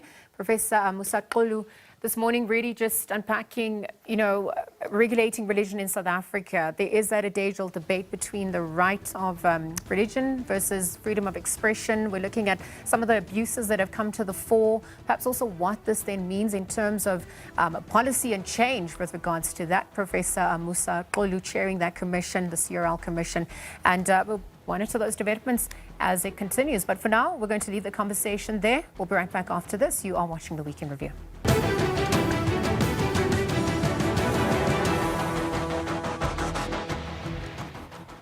Let's continue now. In other news that made headlines this week, nursing union DINOSA has called the shortage of nurses a devastating crisis. This follows after the health minister's announcement on Thursday that government plans to really recruit 200 nurses in public hospitals. And Mutsoaledi also said that 1,200 doctors will be hired and an additional 250 healthcare workers in other professions. Now, the Democratic Nursing Organization of South Africa, DINOSA, says the figures not only inadequate, but an insult to the nursing fraternity. And so joining us to further unpack, what is happening, perhaps get an understanding of this issue, we're going to be joined by Spiwe Gada, who is the Gauteng chairperson at DINOSA. Spiwe, good afternoon, and thank you for making time to be part of this chat with us here on the SABC. Afternoon, thank you for inviting us. I'm actually the first deputy president of DINOSA. Okay. I'm no longer the chairperson, yes. Okay, thank you very much. I will definitely make a note there. Perhaps on the back of what the minister has echoed, we could get your reaction. Why do you feel that these figures are inadequate? Well, thank you. We think that it's not just an insult, but we can actually say that, the minister's shot at comedy is actually starting off very well. Because on one hand, you want to implement what is called a national health insurance. On the other hand, you undo exactly what you have just passed as a law in Parliament. That is why we're saying that, their shot at comedy is beginning off very well. And they are actually not just insulting the nursing profession, but they are actually betraying South Africans in this regard, because South Africans have been promised that there will be the implementation of the national health insurance. And as Dinosa, we can tell you that these actions indicate that there is no political will to implement the national health insurance because out of the 200 that he has announced, while we appreciate the fact that the 1,200 doctors are being appointed, we appreciate that. But I'll make an example. Just in Gauteng, take one of the central hospitals. As we're having this interview, there's a vacancy rate that is very high where you've got more than 100 posts in one hospital that are vacant and funded, by the way. So if you have 9 provinces, what are you actually saying about the 200 nurses? How are you going to spread them across when already we're talking about the shortage? Hence, we're saying that, this is something that is an insult. It's something that is laughable. It's something that we also condemn. They must go back and actually provide leadership and employ nurses in this regard. And one thing that we must also indicate as Dinosa is that we were not going to allow a situation where healthcare workers are pitted against each other. We applaud the employment of doctors. We are not bitter about that. But all that we're saying is that they must go and look for more nurses because nurses are the ones that are actually holding the healthcare system. Just to make an example, in a Department of Health, 80% of the staff establishments are nurses. The other 20% is divided among doctors and the admin staff. So if you then do your formula, why would you, your biggest chunk not be, accommodated adequately? And then you do the other thing. Hence, we are saying that we're not going to enter the fray. We're happy that doctors are going to be employed. We are not condemning that. But in terms of nursing, no, we want to repeat, their shorted committee is starting off very well. Okay, thank you for painting that succinct picture and perhaps also speaking to how you do not want to be pitted against doctors, but the numbers that have been provided, given the budget allocation that was tabled of about 1.7 billion, it also comes into question. I wonder if you want to speak a little bit more about that and practically what that means in terms of it being spread. I'm asking this because Dinosa was involved in conversations with the president and, you were highlighting specific issues earlier this year about nursing issues. And I wonder, what came out? Perhaps you can remind us some of the key priorities at that point. Do you think it's fallen on deaf ears then, given this announcement? At this stage, we don't want to say it's fallen on deaf ears because the president in the Dinosa National Congress did make commitments and said that the minister must then operationalize and ensure that the commitments become a reality. Now, the president has made that commitment, and that is why our next course of action is that we want to engage the leadership and understand what informs, these numbers, because these numbers that have been allocated are absolutely absurd. I mean, just this week, I saw something that says, the minister says they will build hospital. If you cannot, they will build hospitals, about 4 central hospitals.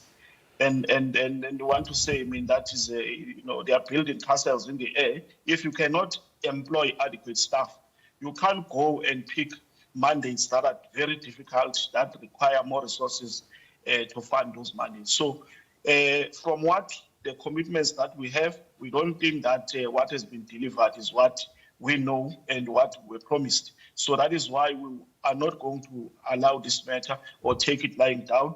We are going to engage the leadership from the president to the minister to say these numbers need to be augmented and increased so that we are able to cope with the health demand of this country.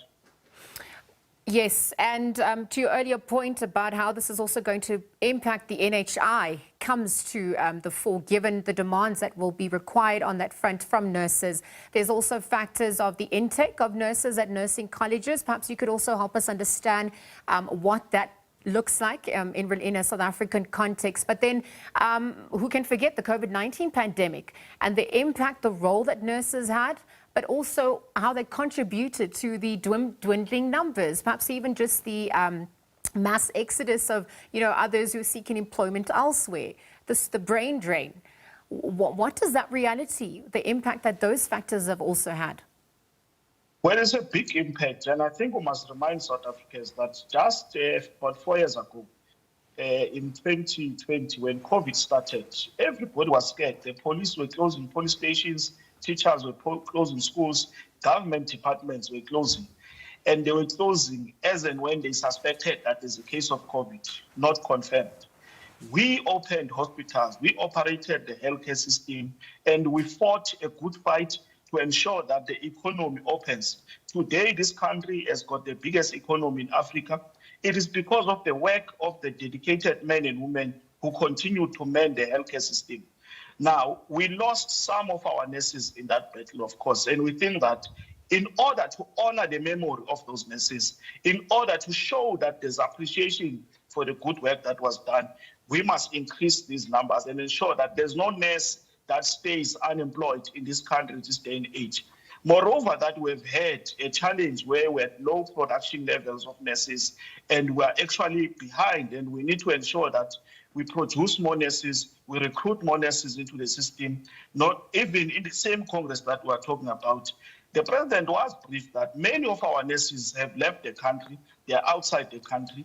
When you talk about specialized nurses, just in 2023, we lost more than 200 specialized nurses that went to other countries. And that is why we need radical decisions. We need intentional decisions that are meant to ensure that we ramp up the production of nurses. We also recruit nurses into the system so that they can offer critical, critical services. For instance, if you talk about HIV and AIDS today, you talk about those chronic illnesses, we can tell you that government just last month launched what you call the Closing the Gap, tracing 1.2 million back into 1.2 million patients back into treatment. And that can only happen if you've got adequate numbers of nurses, because the HIV program in this country is largely driven by nurses. So hence we're saying that some of these decisions do not make sense at all, considering the objective reality on the ground. So it is having an impact in terms of ensuring that we maintain the health system. And we can tell you that 10 to 15 years from now, the health system in this country is at a bigger risk of collapsing if we do not take decisions that will mitigate those challenges in the next 10 to 15 years. We must look at the numbers, look at the available data, and use that data to take decisions. Quite frankly, we don't think that the current decisions are based on any research whatsoever. They're not based on the realities that we have.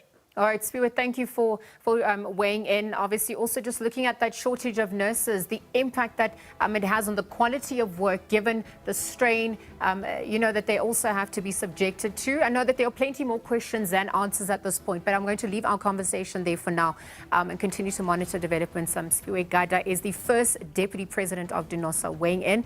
Obviously, just looking at, the numbers with regards to nurses, the intake at nursing colleges, but really just the impact that it's going to be having on the healthcare system at large. We're looking at that brain drain, specialized nurses, of course, who are being lost to other countries, and what this means with the actual implementation of NHI system at large, with the overall healthcare of our healthcare system at large. Again, thank you to Spiwe for weighing in. Let's leave that conversation there. We'll be right back after this.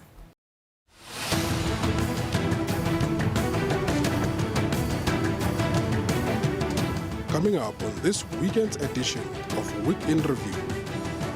It does also exclude areas such as auto, which is calculated on the basis of the across-the-board 25% increase in auto tariffs to the U.S. Don Mlangeni-Nawa from the beginning of January. He has done nothing. He's been quiet. His silence is nowhere. He's missing in action. We are not going to show mercy to criminals and say because and because. You commit crime, we arrest. Whether you are poor or you are rich.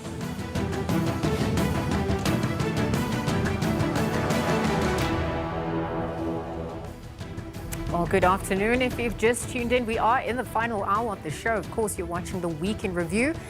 We're live with your SABC News from Johannesburg. Of course, we are going to continue to pack all those headlines, all those top stories, making headlines and keeping South Africans talking. Thank you very much for tuning in. I'm Liesl Wilson. Let's continue by looking at some of those other top stories emerging.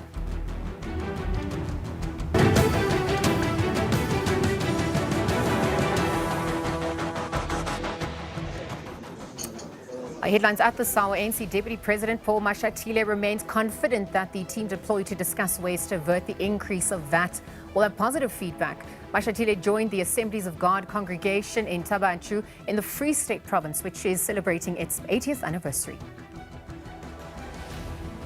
Meanwhile, medical breakthrough from Uganda could help save the lives of millions of children across Africa and beyond. Scientists at the Makerere University's Lung Institute have unveiled new research that could change how pneumonia in young children is treated, making care simpler, cheaper, and easier to access. On the back of those headlines, thank you very much for tuning in. Let's delve into more stories making headlines now. Starting things off for this hour, President Cyril Ramaphosa has appointed former Deputy Finance Minister SABC Jonas as South Africa's special envoy to the United States. It is a move aimed at mending increasingly strained relations between Pretoria and Washington. Jonas, an experienced figure in both business and politics, faces a steep diplomatic mountain, not least because of resurfaced comments that he made back in 2020 describing US President Donald Trump as a racist, homophobe, and a narcissist right-winger. But perhaps to unpack the strategic thinking behind this appointment, the road ahead for South African-US relations, we're going to be joined today by international relations scholar Dr. Oscar van Heerden. Dr. Oscar, good afternoon, and thank you for making time to chat with us here on the SABC. Good afternoon, Hazel. Let's start things off. We're looking at the messaging, on the back of this appointment or this announcement. In your view, what message is Pretoria sending to Washington by appointing SABC Jonas as a special envoy during what could arguably be called a clear diplomatic strain?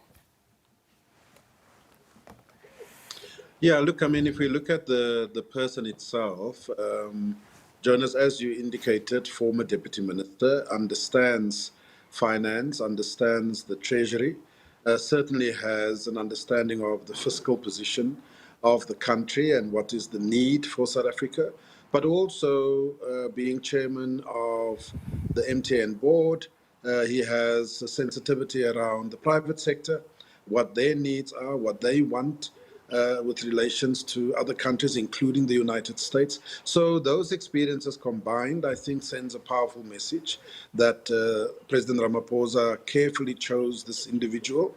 But as you know, given the sensibilities of Trump, Elon Musk, and Rubio et al., the comments that Mcebisi made a few years ago might come back to haunt him.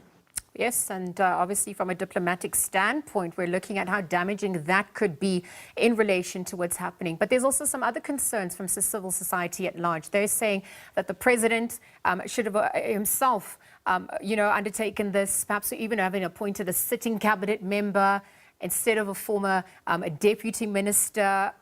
Perhaps it gives us a weakened stance in relation to what is happening. How would you weigh in on those sentiments emerging? It's quite clear that the Trump administration is not prepared to meet with the South African government at this point in time. As you know, they have shown overtures to racist right-wing groups such as AfriForum and Solidariteit, spreading lies and untruths. They were prepared to meet with the official opposition. The Democratic Alliance had a delegation that met with elements of the Trump administration, but they are refusing to meet with the democratically elected representatives of the government. So I think it's a bit of a misnomer. If President Ramaphosa would have appointed a sitting cabinet minister, I think they would have had the same rebuff that is shown. And so it was strategic to try and go outside of government. But as far as powers is concerned, this is a special envoy. It's a very specific mandate. It's a temporary appointment, but it comes with certain powers. Hence, the person is appointed by the president of the republic. So I actually think that it was more strategic to appoint a special envoy and not to directly involve government at this point in time, because there is this acrimonious relationship at present. We've also seen how sensitive Trump has been to criticism. And so if we're going to look at the past, perhaps also catching up, questioning, even though the remarks were made by SABC Jonas as a private citizen. We obviously looking at what happened to Ibrahim Rasool and how he was declared persona non grata. And so we're just looking at what this could also mean in terms of negotiations in mending those relations. What are you observing on that front as well? Any distinction that could be drawn at this point? Look, one would hope that there would be maturity on the side of the Trump administration. People have views, they share these views. Kobisi was not an official of government at the time, a private citizen.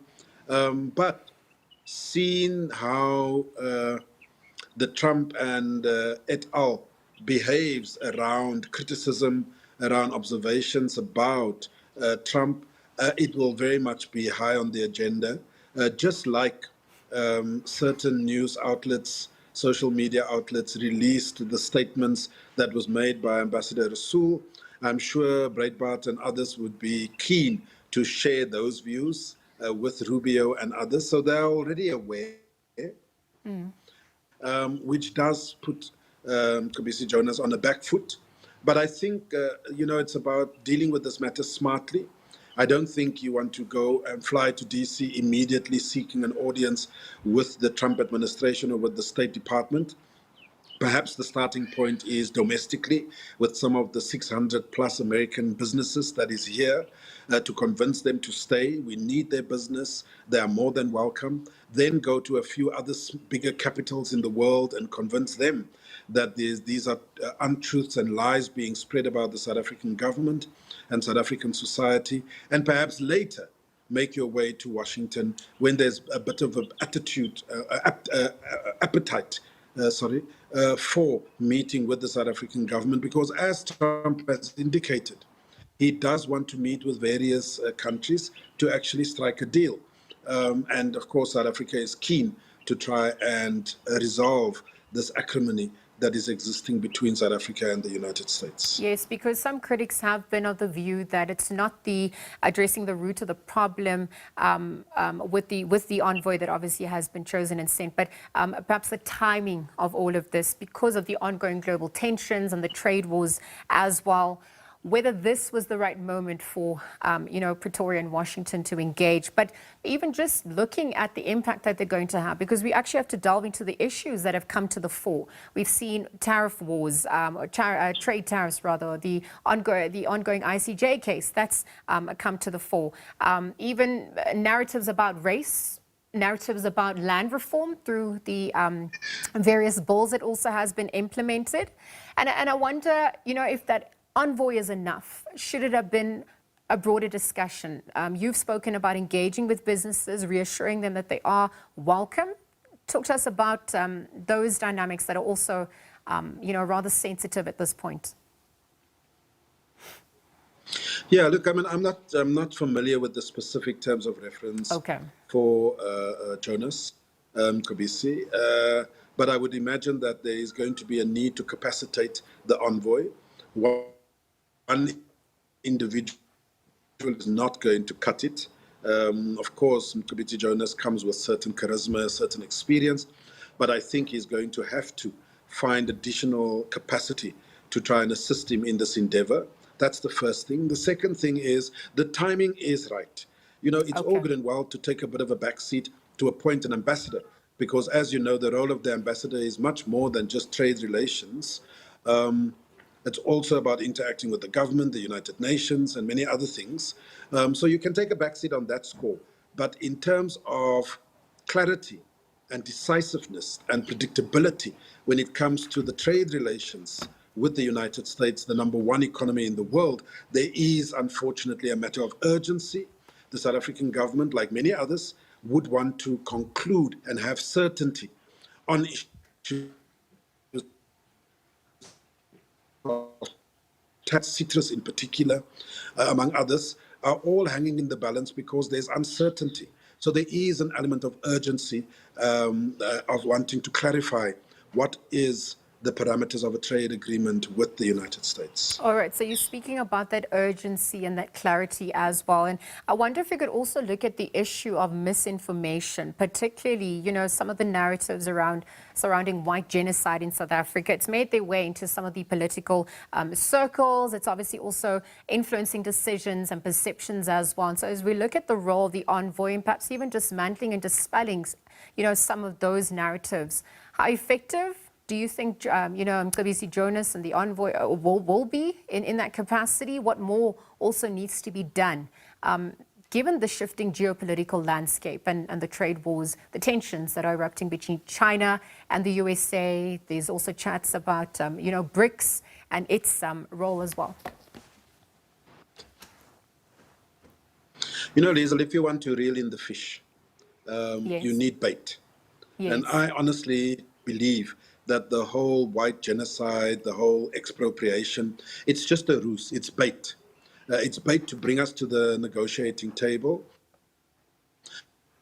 When we are there, ultimately, then the true intentions of the Trump administration is going to be placed on the table. And I suspect the true intentions is surrounding our court case at the International Court of Justice with regards to us taking Israel to the International Court for charges of genocide.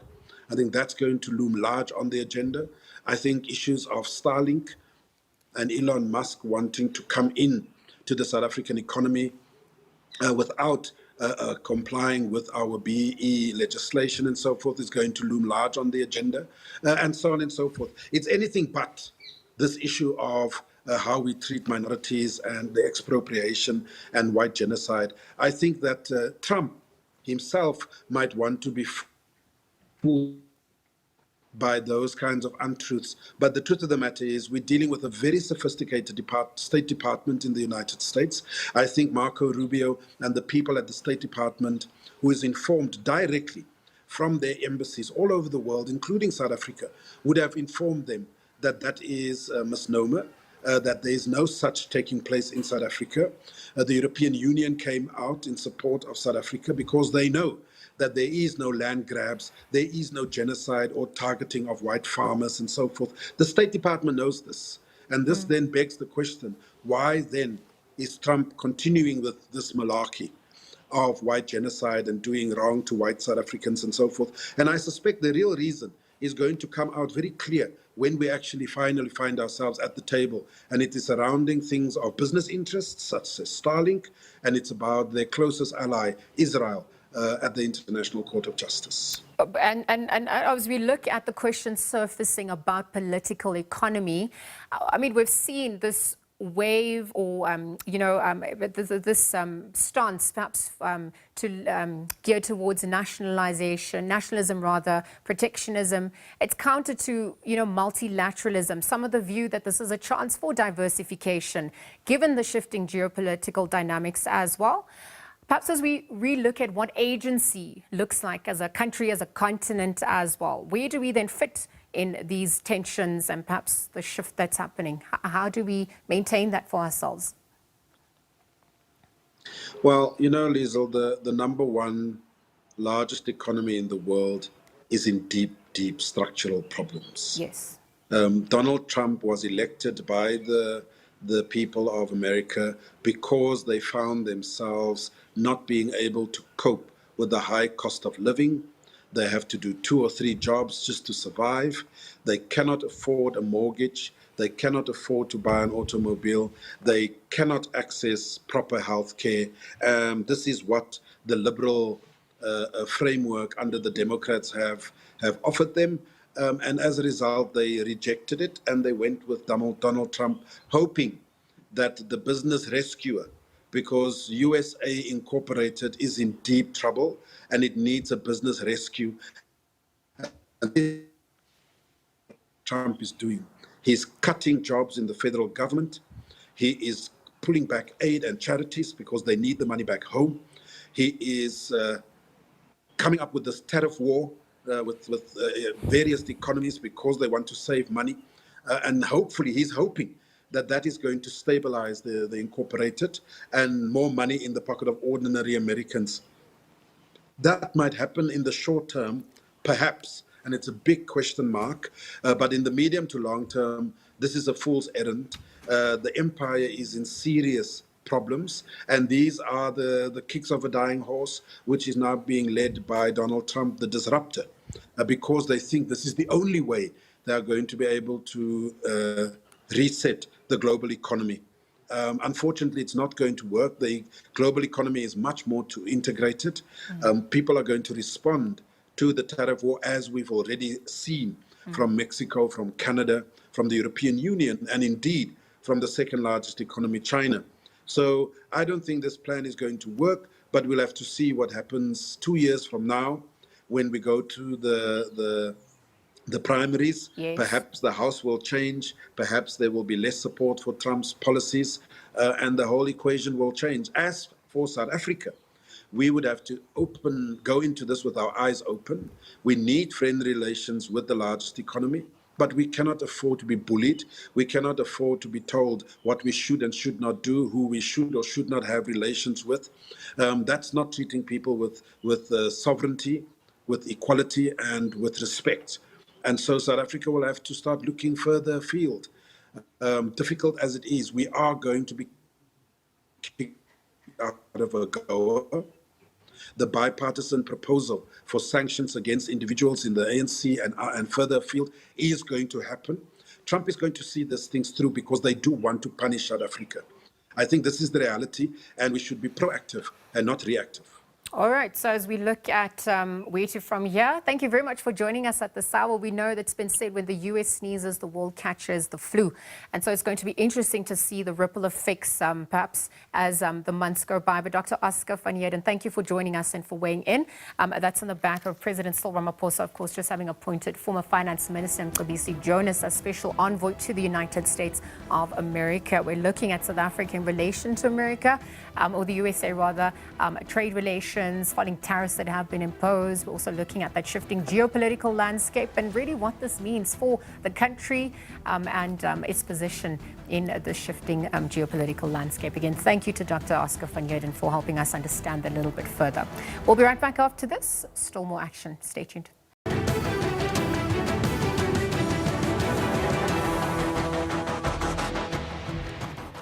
Good afternoon. Let's continue with our review of some of those top stories making headlines this week.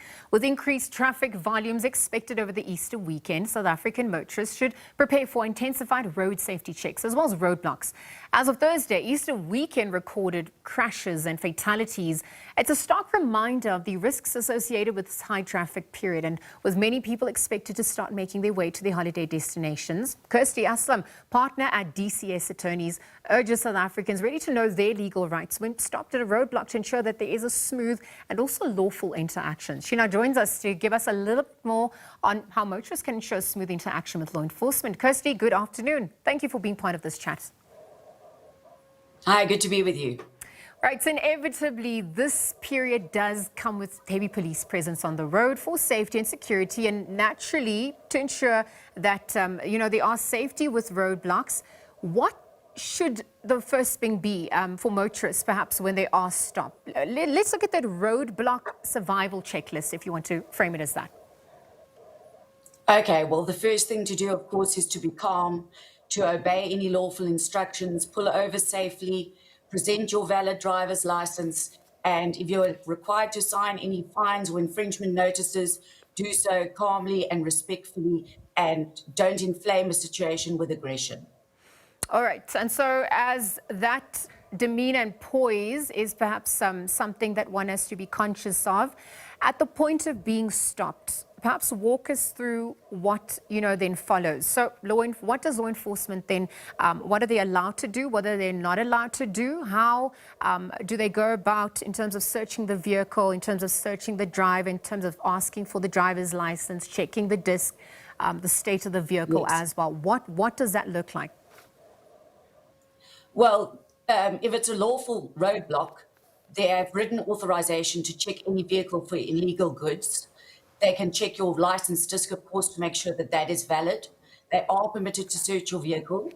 And if you are required to take part in a breathalyzer test, for example, you have to cooperate with that unless you have a reasonable cause not to do so. In terms of outstanding fines, we've seen some questions about whether, you can be arrested on the spot, concerns on that front. Can you also make payment? Yes. What's the actual position on that? What are drivers allowed to do and not allowed to do upon that request? Well, yes. Well, you cannot be forced to pay a fine on the spot. That is extortion. There are facilities sometimes available at roadblocks where you can voluntarily immediately settle outstanding fines if you want to do so, but that's voluntary. If you are to be arrested, a valid warrant must be presented to you. All right, and just back to my earlier point about the discussions with conduct and demeanor and behavior upon, entering a roadblock. We have seen some concerned cases about unlawful arrests, police brutality coming to the fore. That remains a big concern. And, what should motorists be feeding or looking at when it comes to what is correct treatment when they are being treated unfairly? And then in the event they do deem that has happened, what should their next step be? They are cell phones available? Are they supposed to call a lawyer? What goes into that? Yes, that is often a problem, unfortunately, in these situations. If you feel that you are being unfairly treated or aggressively treated, I can only recommend that you still remain calm. If you become aggressive in return, it will only inflame the situation. So you should still lend your cooperation. And if you feel that there's been a wrong committed, then you can seek legal representation at your earliest opportunity after that. What if motorists are offered a bribe? How do they go about handling that situation? That also is a difficult situation to deal with. That also could be accompanied by aggression on the part of the officer. Obviously, you must never, out of your own, offer a bribe. That will only get you in deeper trouble. If you feel there's no way but to cooperate and give the bribe if it is solicited, you should try and at least remember the officer's details, vehicle details, and so on, and report it as soon as possible to your nearest police station after the event. All right, Kirsty, we're not making excuses for those who are obviously caught driving under the influence, but drunk driving and speeding, it's a major concern in our roads. We've seen the statistics that have come as a result. We're just looking at what motorists can do if they are caught to be driving under the influence. What's that recourse? What also happens from that standpoint in interacting with the police? Yes, so first a breathalyzer test would be administered, and as I say, you have to cooperate with that. If that is found to be over the legal limit of 0.05, you will be taken for a blood test. That blood test must be taken within 2 hours of you being stopped. A police officer must be present when the blood is drawn. You are entitled to ask your own doctor to be there, but your doctor must be able to reach your destination within that 2-hour window period. You must make sure that sterile equipment is presented to you. And of course, if it is an expired kit, then it could invalidate the test results. All right. And then if we are looking at arrests and, having to enter the police vehicle, the processes that happens from there on to, if found to be under the influence, what do those, measures also look like at this point for those who are tuned in? Yes, if you are arrested, you must be taken to the nearest police station to be detained, and you must be taken to court within 48 hours. And you may apply for bail at that point, unless it's a serious offence. All right. And so, Kirsty, what is your message to South Africans at this point over the long Easter weekend? Thank you for speaking to what is permissible and what is not permissible, perhaps also just what people should be on the lookout for during this festive season. What's your parting message as we conclude? Well, firstly, please check that your vehicles are roadworthy before you get on the roads. It's a very terrible time in terms of accident statistics and so on. Obey the rules of the road. It really is as simple as that, and we'll all be in less trouble if we do so. The majority of our accidents, unfortunately, happen as head-on collisions. So that's, in other words, someone overtaking at an inopportune time. Please just wait until it's a safe time to pass and just drive safely. All right, Kirsty, thank you for your time at this hour and for helping us understand a little bit further. Kirsty has some partner at DSC attorneys weighing in. We're looking at road safety at large over this long Easter weekend, perhaps knowing your rights at roadblocks and some of the do's and don'ts when interacting with law enforcement officials. Thank you again to her for her time. Let's leave that conversation there. We'll continue after this. Stay tuned. You are watching the Weekend Review.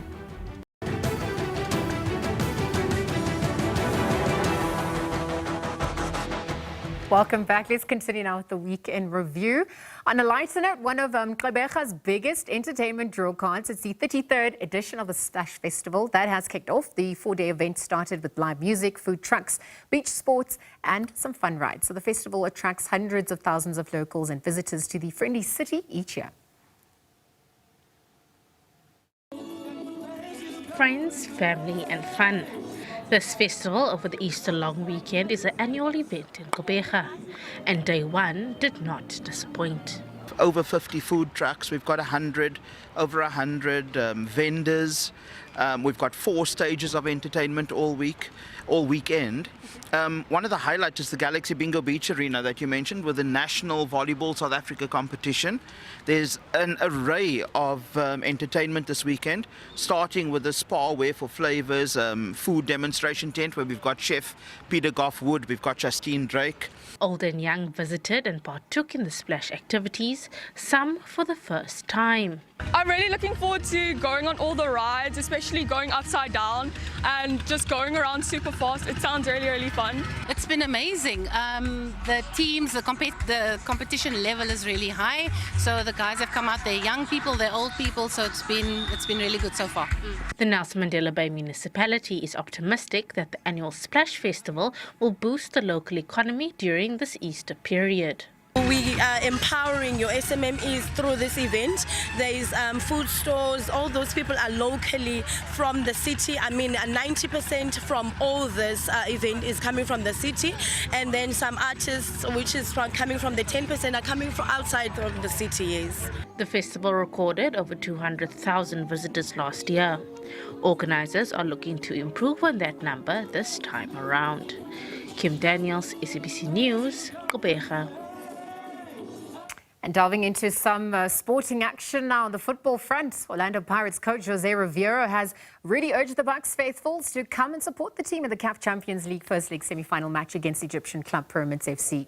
Now, Riveiro says that he is expecting different playing conditions at the FNB Stadium tomorrow, that is compared to their regular home ground, the Orlando Stadium. Of course, the game had to be moved to the bigger FNB Stadium due to an annual Easter church service that is happening in Soweto. But the Bucks camp, they're confident of doing well in this first leg. Orlando Pirates have reached the semi-final of this season's CAF Champions League undefeated. Pirates had a dentless run in the competition so far, finishing top of their group. They have proved to have a working formula to beat North African opposition. Pirates beat continental giants CR Belouizdad of Algeria and Al Ahly of Egypt in the group stages. They then went on to defeat MC Alger of Algeria in the quarterfinals to reach the semis of the Champions League for the first time since 2013. Now they have to face another North African opponent, Pyramids FC of Egypt, in the last 4, and Riveiro says they aim to reach the final of the Champions League. I think it's the most difficult thing we didn't play yet, then, but we are about to play this season. From my point of view, the fact that they lead in the domestic league, doing well in the cup competitions as well, brilliant participation in the Champions League this season tells a lot about them. But after all, analyzing them and knowing a little bit more about the way they play football and the complexity of that will require to stop them tomorrow, I can tell you that they're not in the semi-finals like I think the rest of us in the competition. Pyramids are an emerging force in Egyptian football and will be making their debut at this stage of the competition. The club was founded in 2008, but they have been punching above their weight. They are currently top of the Egyptian Premier League, ahead of regular favorites Al Ahly and Zamalek. But Pirates captain Innocent Mayela says they are ready to deliver again against quality North African opposition. I think we've always said that, as a football club, this is the space that we want to find ourselves in, competing against the best in the continent. And obviously for us to find ourselves in this position, it means we've been doing some things really, really well. But yeah, our focus now is just the game tomorrow and making sure that we go out there and we deliver. It's a wonderful opportunity in our football teams, but especially for us playing here at home. But yeah, the club deserves to be here. Pirates defender Tapelo Koki says the club is determined to do well despite playing the first leg of the knockout stage at home for the first time in the competition. The away second leg will be staged in Cairo next Friday. We play every game to win, whether we play home or away. So tomorrow is no difference. So we just have to make sure that we apply ourselves, take our chances, try and get goals, and keep it clean at the back so that we get the results and then we defend the second fixture when we go away. Pirates strongman Maketleni Makaula's role will be key in the central midfield to ensure Pirates do not concede an away goal against Pyramids. I think for us we need to score because we need to take that advantage of we are playing home and we need to score as much as goals that we can. The earlier the better. We must not let them score, but I think we can manage that.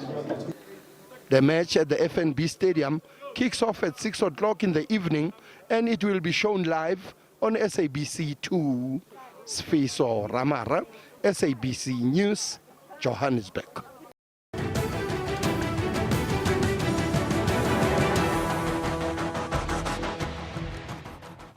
Welcome back. Time to delve into some sporting action now. We're obviously looking at the big football games that's happening. African football's elite club competition.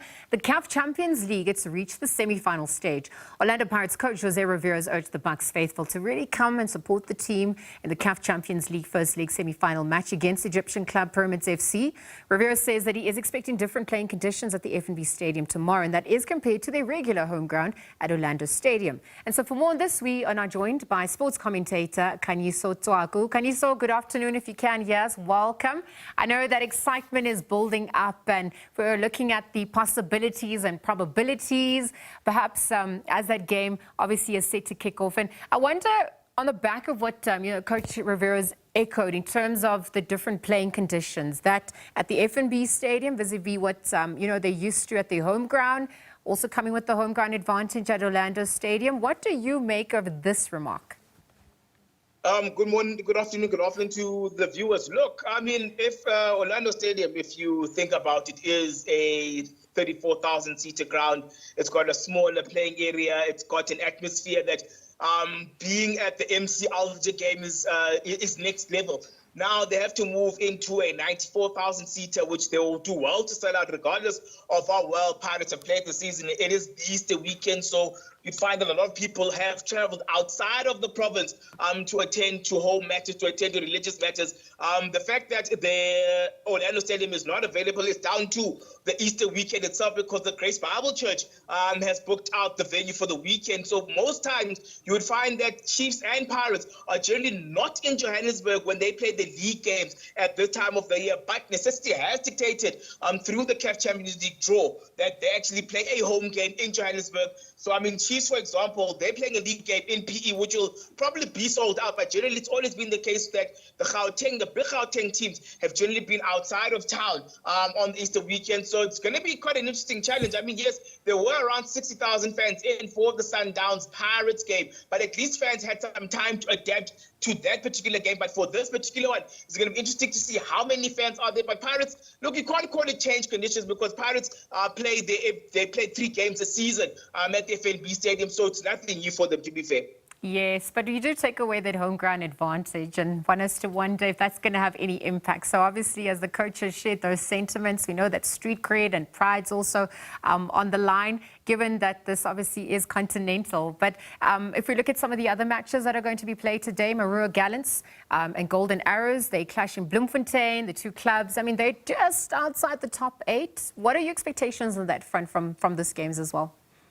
It's funny that you say that. One of my footballing colleagues, an analyst, actually mentioned that you'd find that the higher grade teams, when you look back at our old education systems, are playing CAF Champions League football. Then you've got the standard grade sides playing league football. But it's worth remembering that they've still got a lot to play for. Chiefs and Chippa, for example, are meeting in PE in Gqeberha. They're the top 8 places at stake. There are teams outside of the top 2 spots who've got a lot to fight for. Teams will be looking at Stellenbosch FC or playing Simba FC in Zanzibar tomorrow. And they realize that this is a golden opportunity for them to try make up some ground on the top 3 teams who are currently on CAF duty. So look, it's quite a challenge for the other teams now, is that they need to take points away from each other. Remember that there's probably now 5-6 league games left, and all these games need to be fitted in between this weekend and the 24th of May. So there's still a lot of football to be played, but I think for the teams that are trying to survive relegation, 2 trying to stay in the top 8, there's no better weekend for them to try and make up ground. There's the other 3 teams also on CAF action. Yeah, well, there's also obviously other matches happening. Kaizer Chiefs traveling to the Eastern Cape for their match against Chippa United. They're 8th and 9th on the log, respectively. So it's also going to be interesting to see what comes through there. Sekhukhune United, Polokwane City. It's a sporting weekend. Kanyiso, I'm going to have to leave our conversation there for now. But thank you for being part of this chat. We'll leave it there for now. Thank you to all of you also for tuning in. It has been an absolute pleasure. Of course, this is the weekend review. Tomorrow, we take a look at what we can expect for the week ahead. We start at 12 p.m. here on DSV Channel 404. For now, though, it's goodbye from myself, Diesel, and the rest of the crew. Of course, we continue with more news and updates here on the Channel SA Today. We'll continue with more news at the top of the hour. Take care for now.